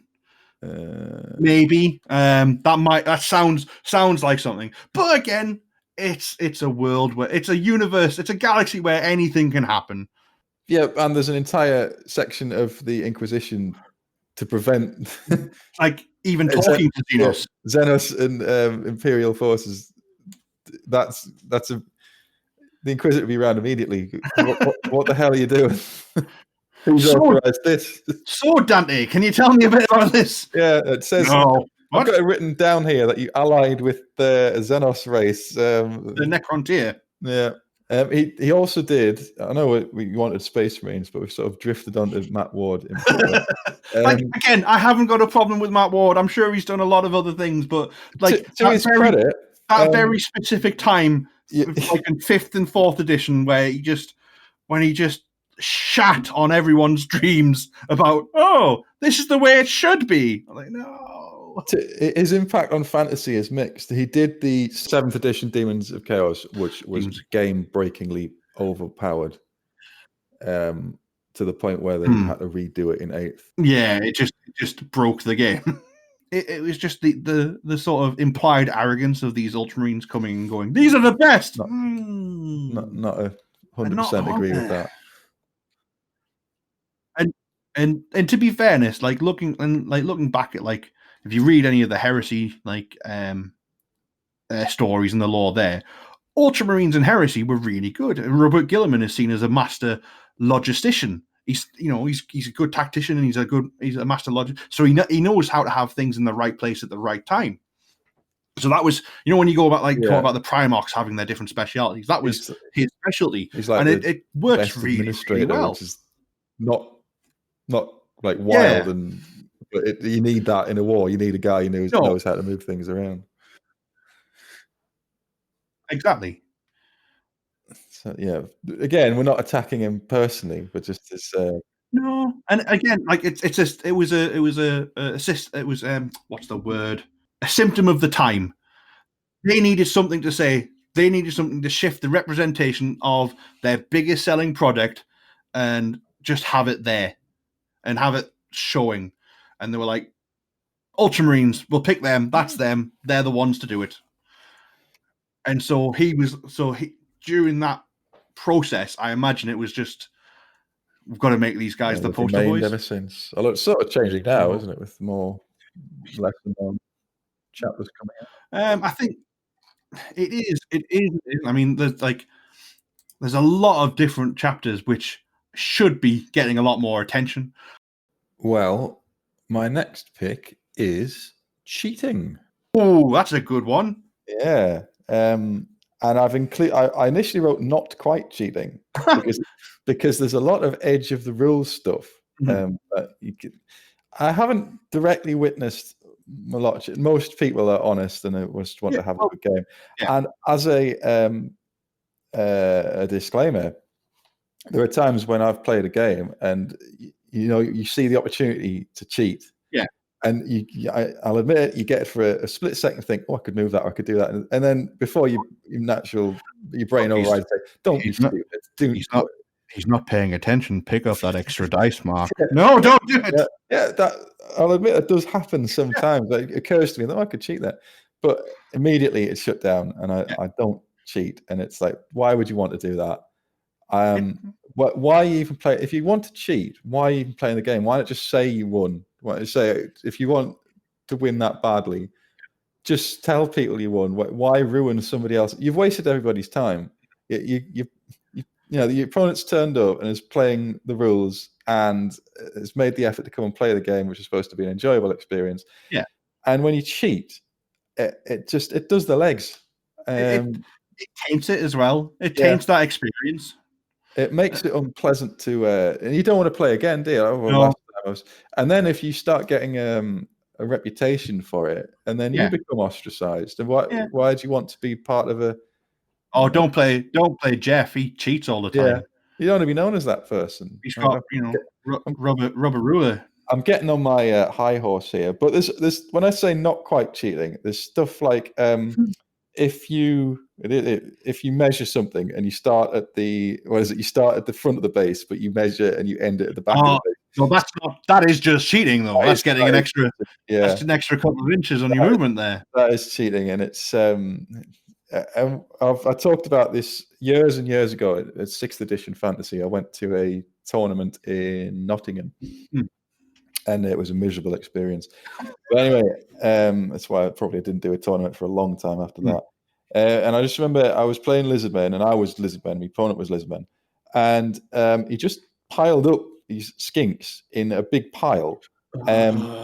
It didn't line them up like skink skirmishes. Didn't line them up. Just they're just there. Like right. So immediately, I don't know the boundary of your unit. I don't know ranges and stuff. And especially 6th edition fantasy, where you had to guess ranges. Yeah, specifics were quite important. So he had them in a big pile, and then he would just say, "All right, I'm going to move them. How far does the skink move? I don't know. I'll mark 6, 12 inches, something like that. 5 or 6 inches or something. Quick little buggers. Yeah. So instead of measuring where this would go as you would in a unit, he just picked them up and moved them roughly 6 inches. Oh my God. And at this point, I was so annoyed, and I just wasn't enjoying myself. And it's like, do what you like. I'm not, you just get so dejected. Yeah. And then he won the game. And I thought, you have got no respect for the rules. Why am I here in a tournament when you are not even the basic movement rules you're not following? Yeah. I should have said something if I was that bothered. Now I would say something. Well, this is it. Again, was it your first tournament down there as well, or something? Yeah, first tournament. You don't know any better as well. No. And this is something I'll probably go into on my number one spot, to be honest. But it's the people like that they exploit it and go, well, if I talk ever so slightly louder in a better position and talk over you, I can do this. No, it's. I know tournaments you want to play every advantage and you're sure you win, but the book's there to look at, and if not, get a TO over. Don't cheat. Don't just I'll just bundle them across there. Especially a tournament, it's so disrespectful to your opponent. I'll just pile them over there, and then it'll be fine. I mean, the other aspect of that is you've bought those models, you've painted those models, and now you've just put them in a pile. Yeah. You've spent time making these models look nice, I suppose. I mean, I wasn't there, but you know what I mean? A normal person would spend time painting their models up, basing them and getting them, and you've just clumped them all on a model in a pile and just shoved them. It's like did he put them in a plastic bag afterwards? the standard plastic bag of carrying models Yeah, the around. plastic bag deployment. There you go. Actually, they might have been in a plastic bag. Oh my I God. can't actually remember, but I won't rule it out. Again, this is my hobby snobbery coming out, going, but you just spent so much time. Why would you do that to your models? Nice metal models in a nice carrier bag, chipped to hell. Brilliant. Yeah. Good old Dreadnought in a sock. So it's lethal, that. If you're a new player, especially, where do you this is another the counterpoint to cheating is at what point do you call it out? If you know or suspect someone's cheating and you say you are cheating, you're taking a huge, you're putting yourself out there by saying, because you poisoned the relationship with the other player completely now, haven't you? Yeah. Because if you're right, then they've been revealed to be a fraud. And if you're wrong, well, you just that guy that accuses people of cheating. Yeah. So it's really hard to say if it's not egregious, like, oh yeah, this guardsman actually has a plasma annihilator instead of a yeah. Well, I'm rolling 40 dice for this one model rather than the 2 I'd normally get. Yeah, unless it's blatant like that, and it's right on. That's why I put not quite cheating, because it's the right on the edge stuff. Oh, when do you call it? It's sneaky cheating. Sneaky cheating. So these are things like fast dice rolling. People who, you know what I mean? That sort of thing. Yeah, the extra moving the tape measure as you move the unit. Yeah. It's all this edge of the law stuff, and there's nothing like you can convince yourself. I know that's what they're doing, but if you pull the trigger and say, "What the heck?" You're moving the tape measure, and they say, "No, I'm not." Well, how is the TO supposed to resolve that? Yeah, it's a tricky one. I've never really organised a tournament, so I don't really know. But again, there has to be some sort of consequence. There has to be some sort of pack it in. It's all on the honesty system, isn't it? And this is what I was saying earlier. When you go to a tournament, you go, right, we enter it a contract of it's an honourable game. You respect the dice results because that's the way it works. It's a game. It's a game about playing toy soldiers with goblins. It's ridiculous. Why?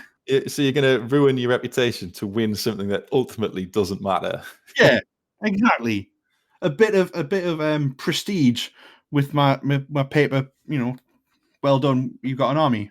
There's another one in tournaments. Slow play. Oh my God! Playing out the clock. Yeah, I've heard that one's just shit. All it's thinking. When do you say, "Hang on, you're moving the tape measure"? You I can see what you're doing with the bases.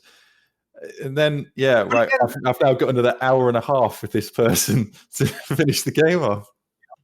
Yeah, that's it. Their first turn, they're spending half an hour in a 2-hour game, moving everything. It's like, oh yeah, it's. I'll see you in the bar, mate. Crack on. Who did David do that? Yeah, he's done that a couple of times. It's that point where do you cut your losses? And where do you cut your losses, and could you win? That's the other thing. Is well, of course I can win. I can beat this guy if he's not being a dick. Yeah, is it worth if you win and you say, "Well, you cheated and I still won"? That's quite satisfying. Yeah. But on the other side, you're wasting your time. Yeah, wasting your time playing a cheat. This is the problem. I'll go into it a bit more in my next one, but it's the pitfalls of tournament play. That is just one of the pitfalls of tournament play. I'll say I've been to a fair amount of tournaments, and I've never been directly the victim of cheating. But you hear of it happening. Oh, of course you do. Of course you do. It's a very sensitive thing to say. You especially. But again, when you've gone down, like when I went down to Nottingham, that's a day of my life, right? To go to this tournament. If not more, because sometimes you have to stay overnight. It's a two weekend thing. And I've paid money to come here, and you're cheating, and you're wasting my time. Yeah. So at that point, you should probably call them out about it. Yeah, then you got nothing to lose at that point. And again, the other thing is our day, now, where you've got the social media and go, "Oh, don't play him. He proper cheated." It spreads. It spreads. People will know. Social media and stuff. It's a lot, and all the the TOs tend to speak to the local TOs tend to speak to each other, so they know about stuff like. I know a few people who've ran tournaments, and they're like the one-man operations, so they can't supervise all the tables all the time. Yeah. So it does work on this honor system. Yeah, of course it does. And fortunately, the two, like the fantasy community that I'm part of, everybody sort of knows each other really. Yeah. So you don't cheat, you don't screw each other up. And because you find out, you get found out. Yeah, and the 40k community, I went to a tournament. Was it this year or last year? Whenever it was before all this Corona nonsense. And there was no problems at all. They were all really nice people. So I'm not saying that it's prevalent. I'm just saying people who do it. I think again, when I went to the tournaments back in the day, like I'm talking like what 6-7 years ago now. Throwing skulls was a regular thing, and just I think it's more prevalent at the more official ones because obviously there's more prestige to it by winning it. You're willing to take a bigger risk to get a bigger reward. Yeah. So, but there's all sorts of cheating. Like you can, if you read the bigger, like what was I reading? The LVO. I was reading the rules about that, and I think, and it's things like if it turns out that you have colluded with somebody to get them to throw the match, so that you can there's all sorts of things that you would never think of. But obviously, the big prize, big reward. I'll pay someone to throw the match. I'm going to get my way through the finals. It's all sorts of things that TOs have to think about. Yeah, I never even thought about that one, like a proper cricket scandal. We'll agree, collude between ourselves. That I'll tell you what, mate. I've got 3 wins so far. And if I win this one, I'm in a good running. If you just, I'll give you 50 quid to just a match. We'll go have a pint. Aye. No, that's dick moves, isn't it? It is dick moves. It is, but like if you're dedicated, if you're so wanting to win that you'll throw everything else out. But there's just ash in your wake when you turn around to lift that trophy, and everyone looks at you like you twats. Well, this is it. Well, I've mentioned it a couple of times. So my number 1 spot, hobby extremists. Now I know. Yeah. So this includes people who take it too far. So again, going back to the tournament thing, these are the win at all cost tournament players. The ones that we've literally just been discussing.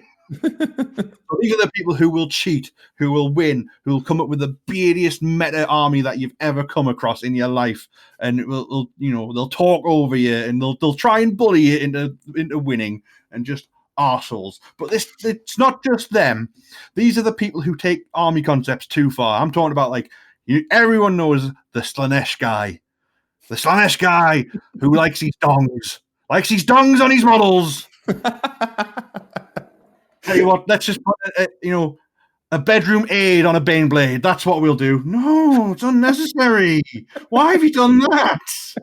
I'm talking about the Imperial Guard player who's like, oh, so it's a fascist regime, is it? Oh yeah. Oh dear. My red banner, my white circle, and me Aquila in the middle of that. No, you racist fuck. You know exactly what you're doing. Very subtle. That sort of thing, the extremist hobbyists. Because ultimately, and I've said this before, it's a game of goblins. Why? Why does it? And it's my number 1 bugbear. Like, I remember we did a friendly tournament when we worked for the shop called Gauntlet. It was a 40k tournament, and we had and it included all the regional ones. And there was this one guy who's won loads of tournaments in the past, and he was so arrogant about it. So arrogant. He had his big winning fluffy pants to prove he wore them every time he won, and he was just a bellend. But again, just that sort of, that mentality, that all or nothing. Yeah. It's just like you're here to win at all costs. Here to win. And but again, the army concepts where you go, that's unnecessary.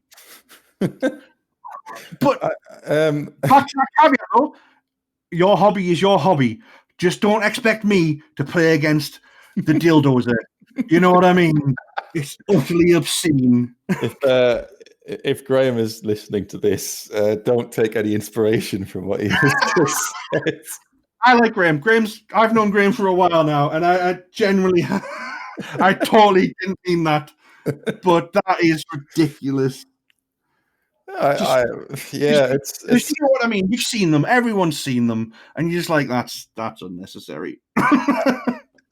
I've also seen what you're saying about lists and stuff. And would you class sort of the net list thing in this? Yeah. But again, going back to the thing like the Iron Warrior list. Yeah. You know, I've bought all the execution. Remember that picture I showed you where you've got 2 Iron Warrior armies fighting each other and it's 3 repulsor executioners with like a tech marine or something in the middle of a sky fort, like one of the landing platforms. Yes, and it's the and there's one fighting in another, and I'm like, that looks like the dullest game I've ever seen in my life. That is awful. And I just, why would you? And it's just, you can definitely go too far in. I mean, I'm probably on the I'm probably on the radar for this because I have used the White Lion Horde Alariel with 2 Frost Phoenixes list, which is. Well, this is it. I'm like hands up. I'll put my hand up and say, my vampire list was filthy. It was ridiculous. It was disgusting. But I got that off someone else who suggested it. I would never have come up with that myself until I was like, oh, that is horrendous. That is horrendous. I agree. Especially if you're talking a mismatch, like if you turn up to a casual games night with your net list that you've honed to just destroy everything, you've bought all the best stuff, and you've brought it with just the sole aim of destroying everyone that you play. That's another thing that gets people reputations, isn't it? That is, because you used to get them when you worked in the shop. You used to get them on like the Veterans Night that they used to come down. They used to, and you know what? If you've arranged that with someone, fair. Yes. You know what you're getting yourself into. But if you're coming down and fighting the brand new kids that have turned up with their, 1,000-point Space Marine armies with nothing in it other than the stuff they think's cool, you're a bellend. An utter bellend. I got a whirlwind. It's it's the thing about especially if it's someone's first game, it's sort of like an unwritten rule that you let them win. But not even that. They can lose, but as long as they're having fun. Yeah, as long as you've enjoyed the game. If you annihilate somebody who's brand new to the hobby with your net list and then claim that that's some sort of big victory, that's I am the best. Look at me. No, no child can defeat the Grinch. It's just obscene. Yeah, see that look of wonder as they come at the shop, and I'm going to buy this. This is so exciting, and I'll play a game, and then they get punched in the face by someone with a ridiculous army. Just spend 30 minutes taking your new models off the table, and I had a game when we had a brief respite in coronavirus, and it's my friend's brother, and he played his Gene Stealer Cult's army, and I played the Knights, and it was a mismatch game from the start, and I won, and I just took clumps of stuff off, and I felt dreadful. You feel so bad, don't you? He's like, I'm so sorry. And sorry. And it wasn't a super powered list. It's Knights that they're never going to be top tier. Yeah, it was just a mismatch. It's that my high toughness, high armor, high wounds versus he didn't have. But anyway. And I felt dreadful, and I hadn't set it up. And I was saying, I apologize for this. That you're sitting there while people are just taking off clumps of models. You can't be enjoying this. This can't be a good time. If you're doing that to someone purposefully and getting some joy and pleasure out of their misery, that's horrible. Just going back to that thing, like when I took my vampires down to Throne of Skulls, the last game, I came across a goblin army, and clearly this guy's got a goblin army. He enjoys playing goblins. He's got everything, and he fails every single animosity check, every single one. They start running away. I literally killed one guy. I felt so bad for him. I accepted a challenge with a necromancer. I was like, I'm so sorry, mate. Yeah, but like a normal hobbyist will, when that sort of thing happens and your opponent's having no luck, you would say, he knew what he was getting into, and he was like, "That's fine. I knew this was going to happen." Even if it's not your fault and there's nothing you can do about it, you still say, "Look, I'm sorry about this. This doesn't usually happen," and you'll get it later on where you can't roll anything but a 1, and your things just start blowing up. So, but it's nothing to be proud of. It's nothing to say, oh, I destroyed you. It was great, wasn't it? No, it wasn't. And certainly, look at you in the dirt where you belong. Yeah, I'm better than you. Like, take your beautifully painted models and put them back in your box, you loser. My knights are going to torch this battlefield, and then I'm going to cheer about it. Well, that was always the thing. Every time you lose to like an unpainted army, you go, at least my army's painted. Moral high ground there. Thank you very much. Moral victory. No, I didn't. I liked the game. I apologized at the time, but it didn't feel very good. No. And I can't imagine feeling like that being like something you're aiming for. No. Going back to my old boss, he used to say it's a game about war, not a war. Not the other way around. It's a war about a game. Yeah. Because that's what it ends up being. You just end up being dickheads on the other side of a table to someone. It's like, no. Well, actually, what you'll find, and it does my head in. Absolutely does my head in. No, I agree. And having been on the other side of that at some point, and you know what? I think it's a rite of passage. Everybody has to be part of that. Everyone has to go that and go, wow, some people are just dickheads. Yeah, as long as you can filter them out, you learn from experience. Again, this is why my friend group for hobbying is quite small now. I mean, it's still quite good. I mean, I don't think I've actually ever played a game against you, Mark. So you may have hosted some. I've hosted some, but I don't think I've ever played a game against you because again, I think it might have been that time where I was like, oh, fantasy, I don't want to play this. So much effort. I do have 40k armies as well, you know. I know, but I didn't at the time. Oh, right. Because obviously it came out with 8th edition, and I had my crappy my firstborn Space Marine list, which was now void and useless. So I was like, oh, that's great. I don't want to use that. I guess you can make that's the thing, is you can make it as wide or narrow as possible, can't you? But if you want to, I enjoy tournaments, so I'll take I haven't come across anyone as we're describing really, other than that first tournament.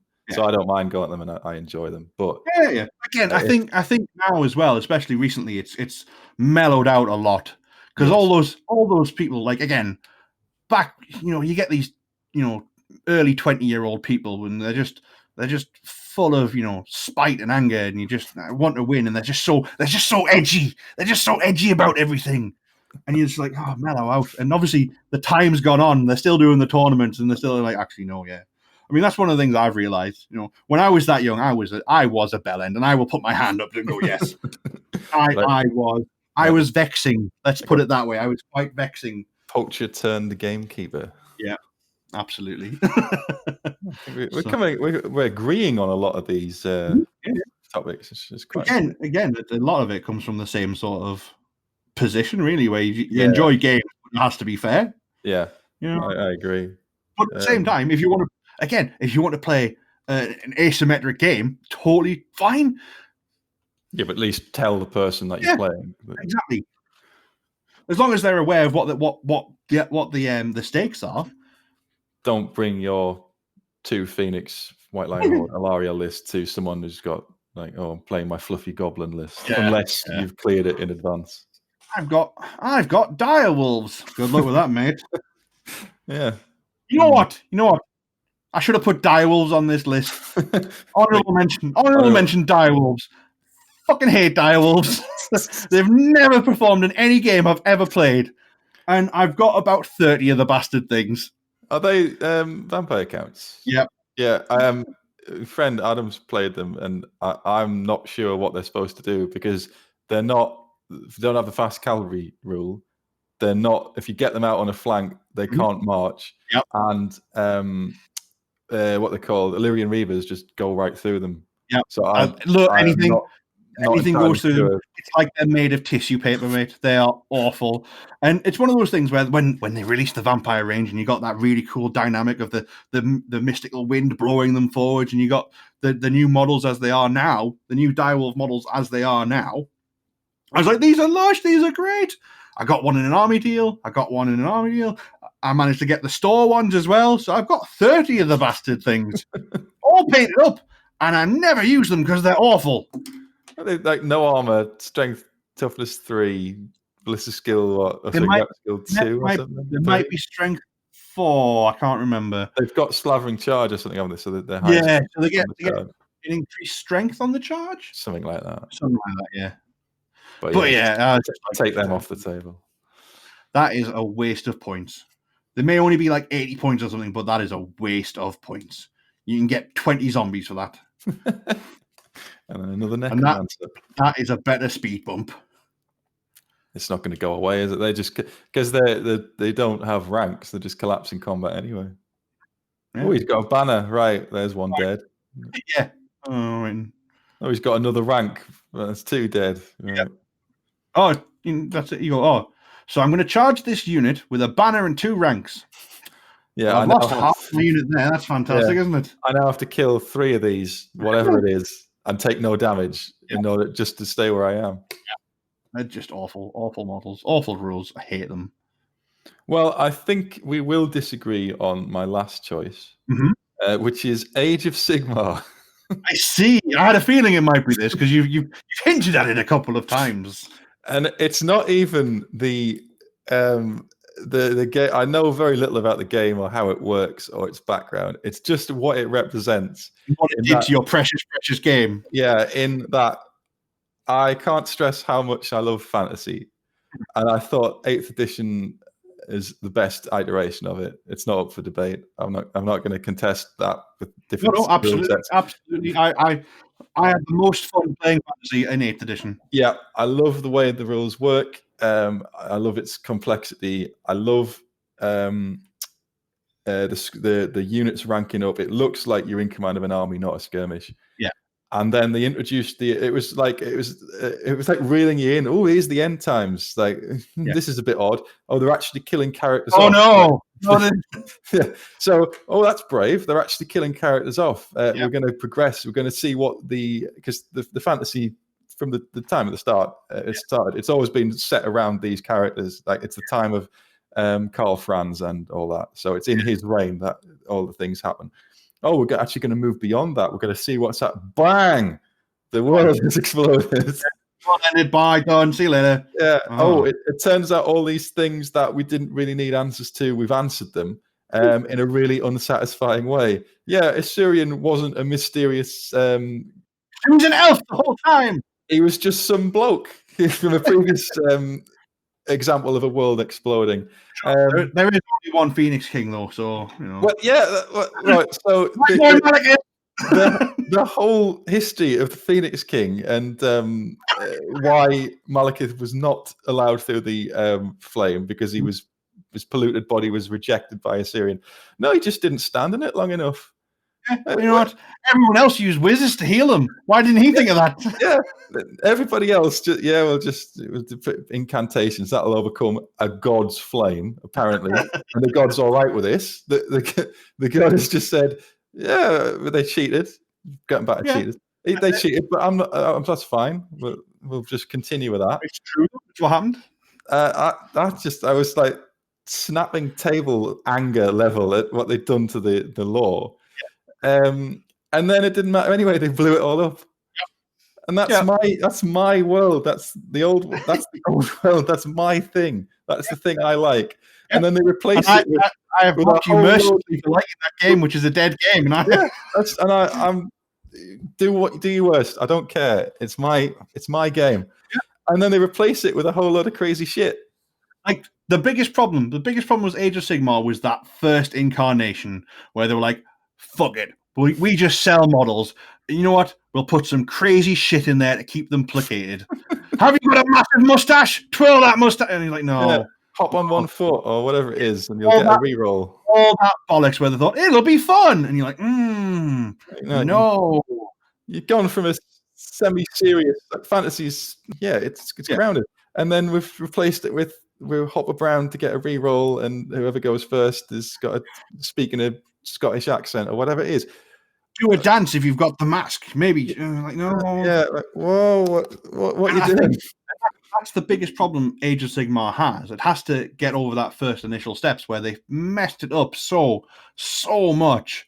The second edition with the Soul Wars stuff, though, it grounded it back down. It was like, actually, no, we need to make a game. We need to make it. So it's not. Like, don't get me wrong, it's not fantasy. It's entirely not fantasy. It's a fantasy-based skirmish game. It's more like 40k, like, so they can sell more models. But I enjoy it for the strategy of it, rather than, because the strategy is there. It's simplifying. It's a lot quicker and it's a lot easier. You can I can't even get to looking at that. I can't even get to that point. It's like I said, that first incarnation's tainted it so much. So again, I imagine a lot of people listening will be like, "Boo, Age of Sigmar, boo!" Even at the mention of it. But I don't know. I think there's a fair balance of people I've begged to listen to this, of people who don't mind it and people who perhaps don't like it. And again, like I say, it needed to find its legs. Like, don't get me wrong, they could have entirely done all of this without ending the old world. They could have done that entirely without ending the old world. Like, this is a new fantasy race system that we're doing. Ta-da! Oh, everybody's dead. Because all the cool stuff about Age of Sigmar wasn't any of the fantasy stuff. So you've got things like your carried on overlords. They're class. You want steampunk pirate dwarves on skyships? That's amazing. You want shark elves? That's a genius idea. I'm trying to think of there's a film, I can't remember what it is, but it's like if two families hate each other and the children are trying to like reconcile, but it's like the parents, the older generation will never reconcile because there's just so much bad blood between them. That's me and Age of Sigmar. Like, I can't get past that. No. It replaced my favorite thing and my favorite version of the rules. And I'm fully willing to accept that it might have good rules and people enjoy playing it. But and you know what, Mark, you are totally fine to have that opinion. If that's entirely fine. And again, I know you're not the only one. I remember when they first brought out Age of Sigmar, and I was the same. I was like, oh, okay. So you've got fantasy space marines now. Ugh. All right then. But I think more people have come around to it, and fair enough. Like you're saying, it's your hobby.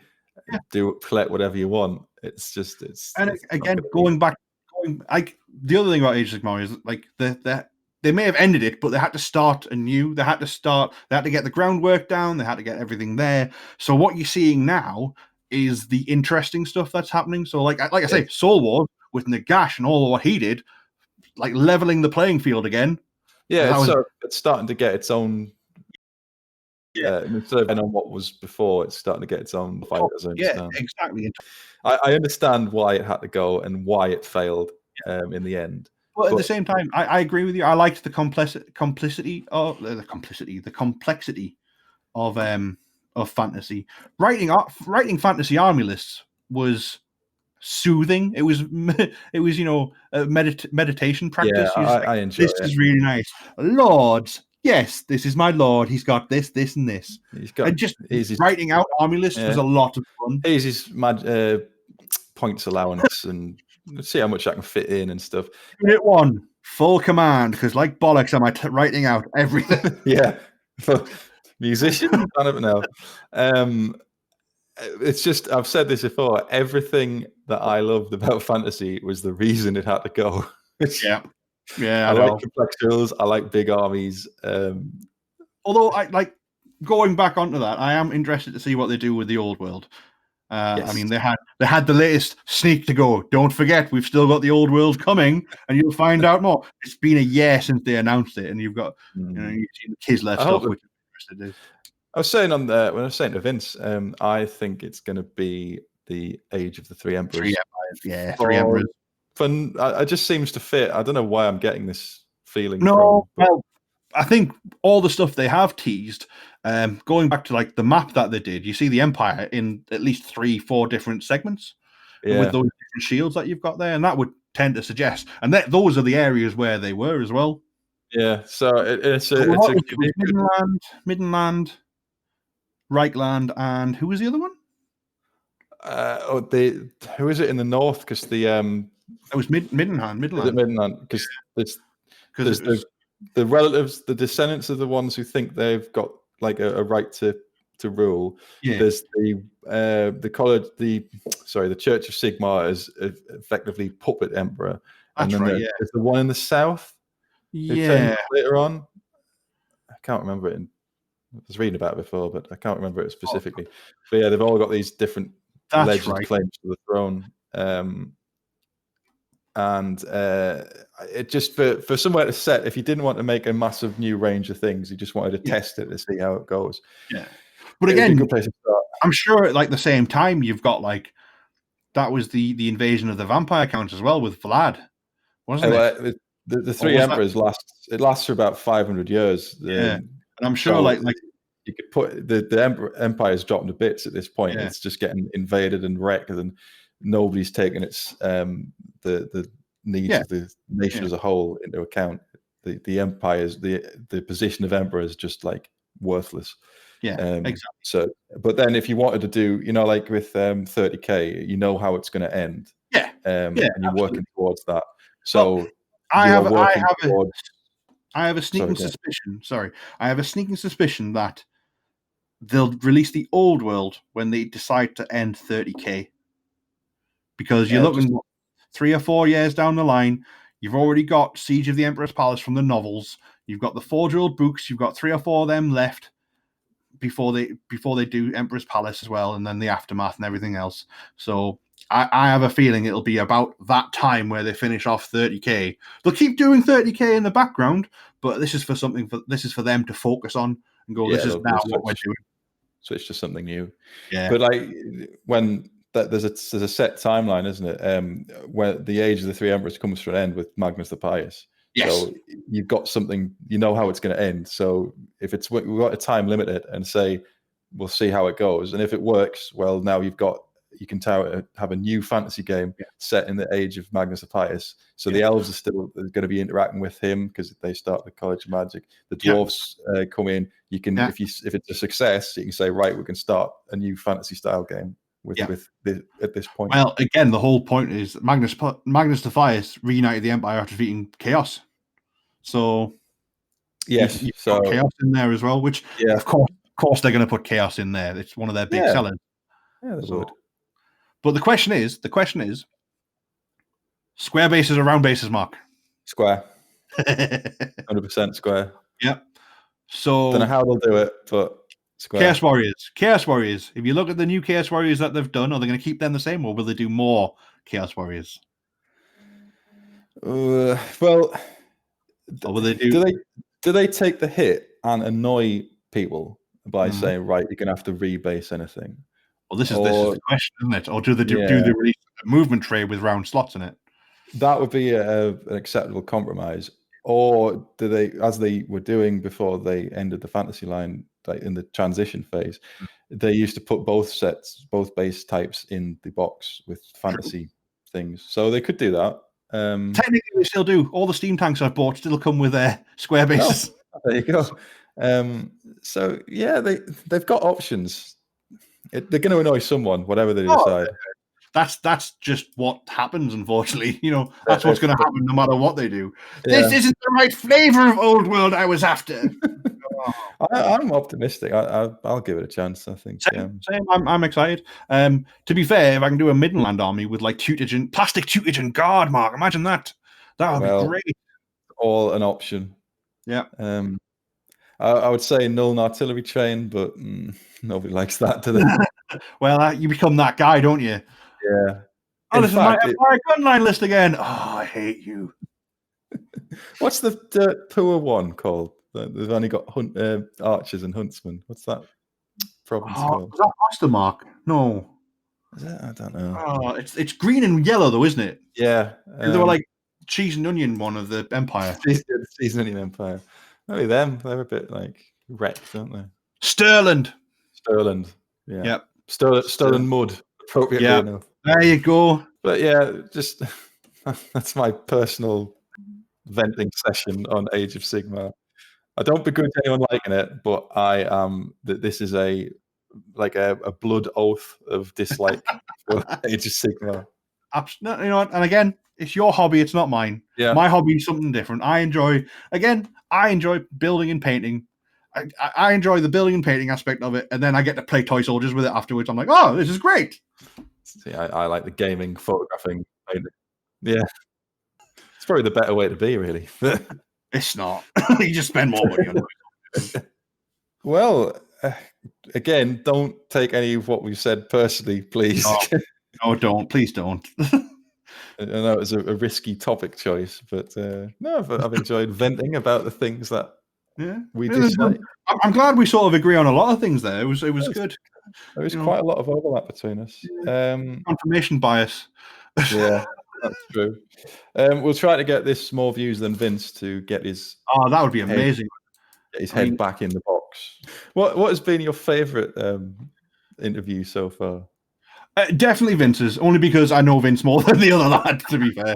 So that's, I suppose that's as good a reason as any.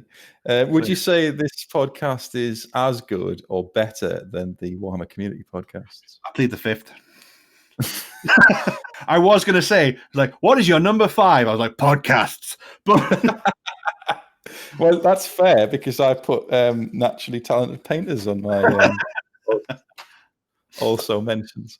Well, thank you very much, Ian. It's been a pleasure. Have a look in the description box below to have a look at what Ian paints because it's a lot better than anything I've ever done.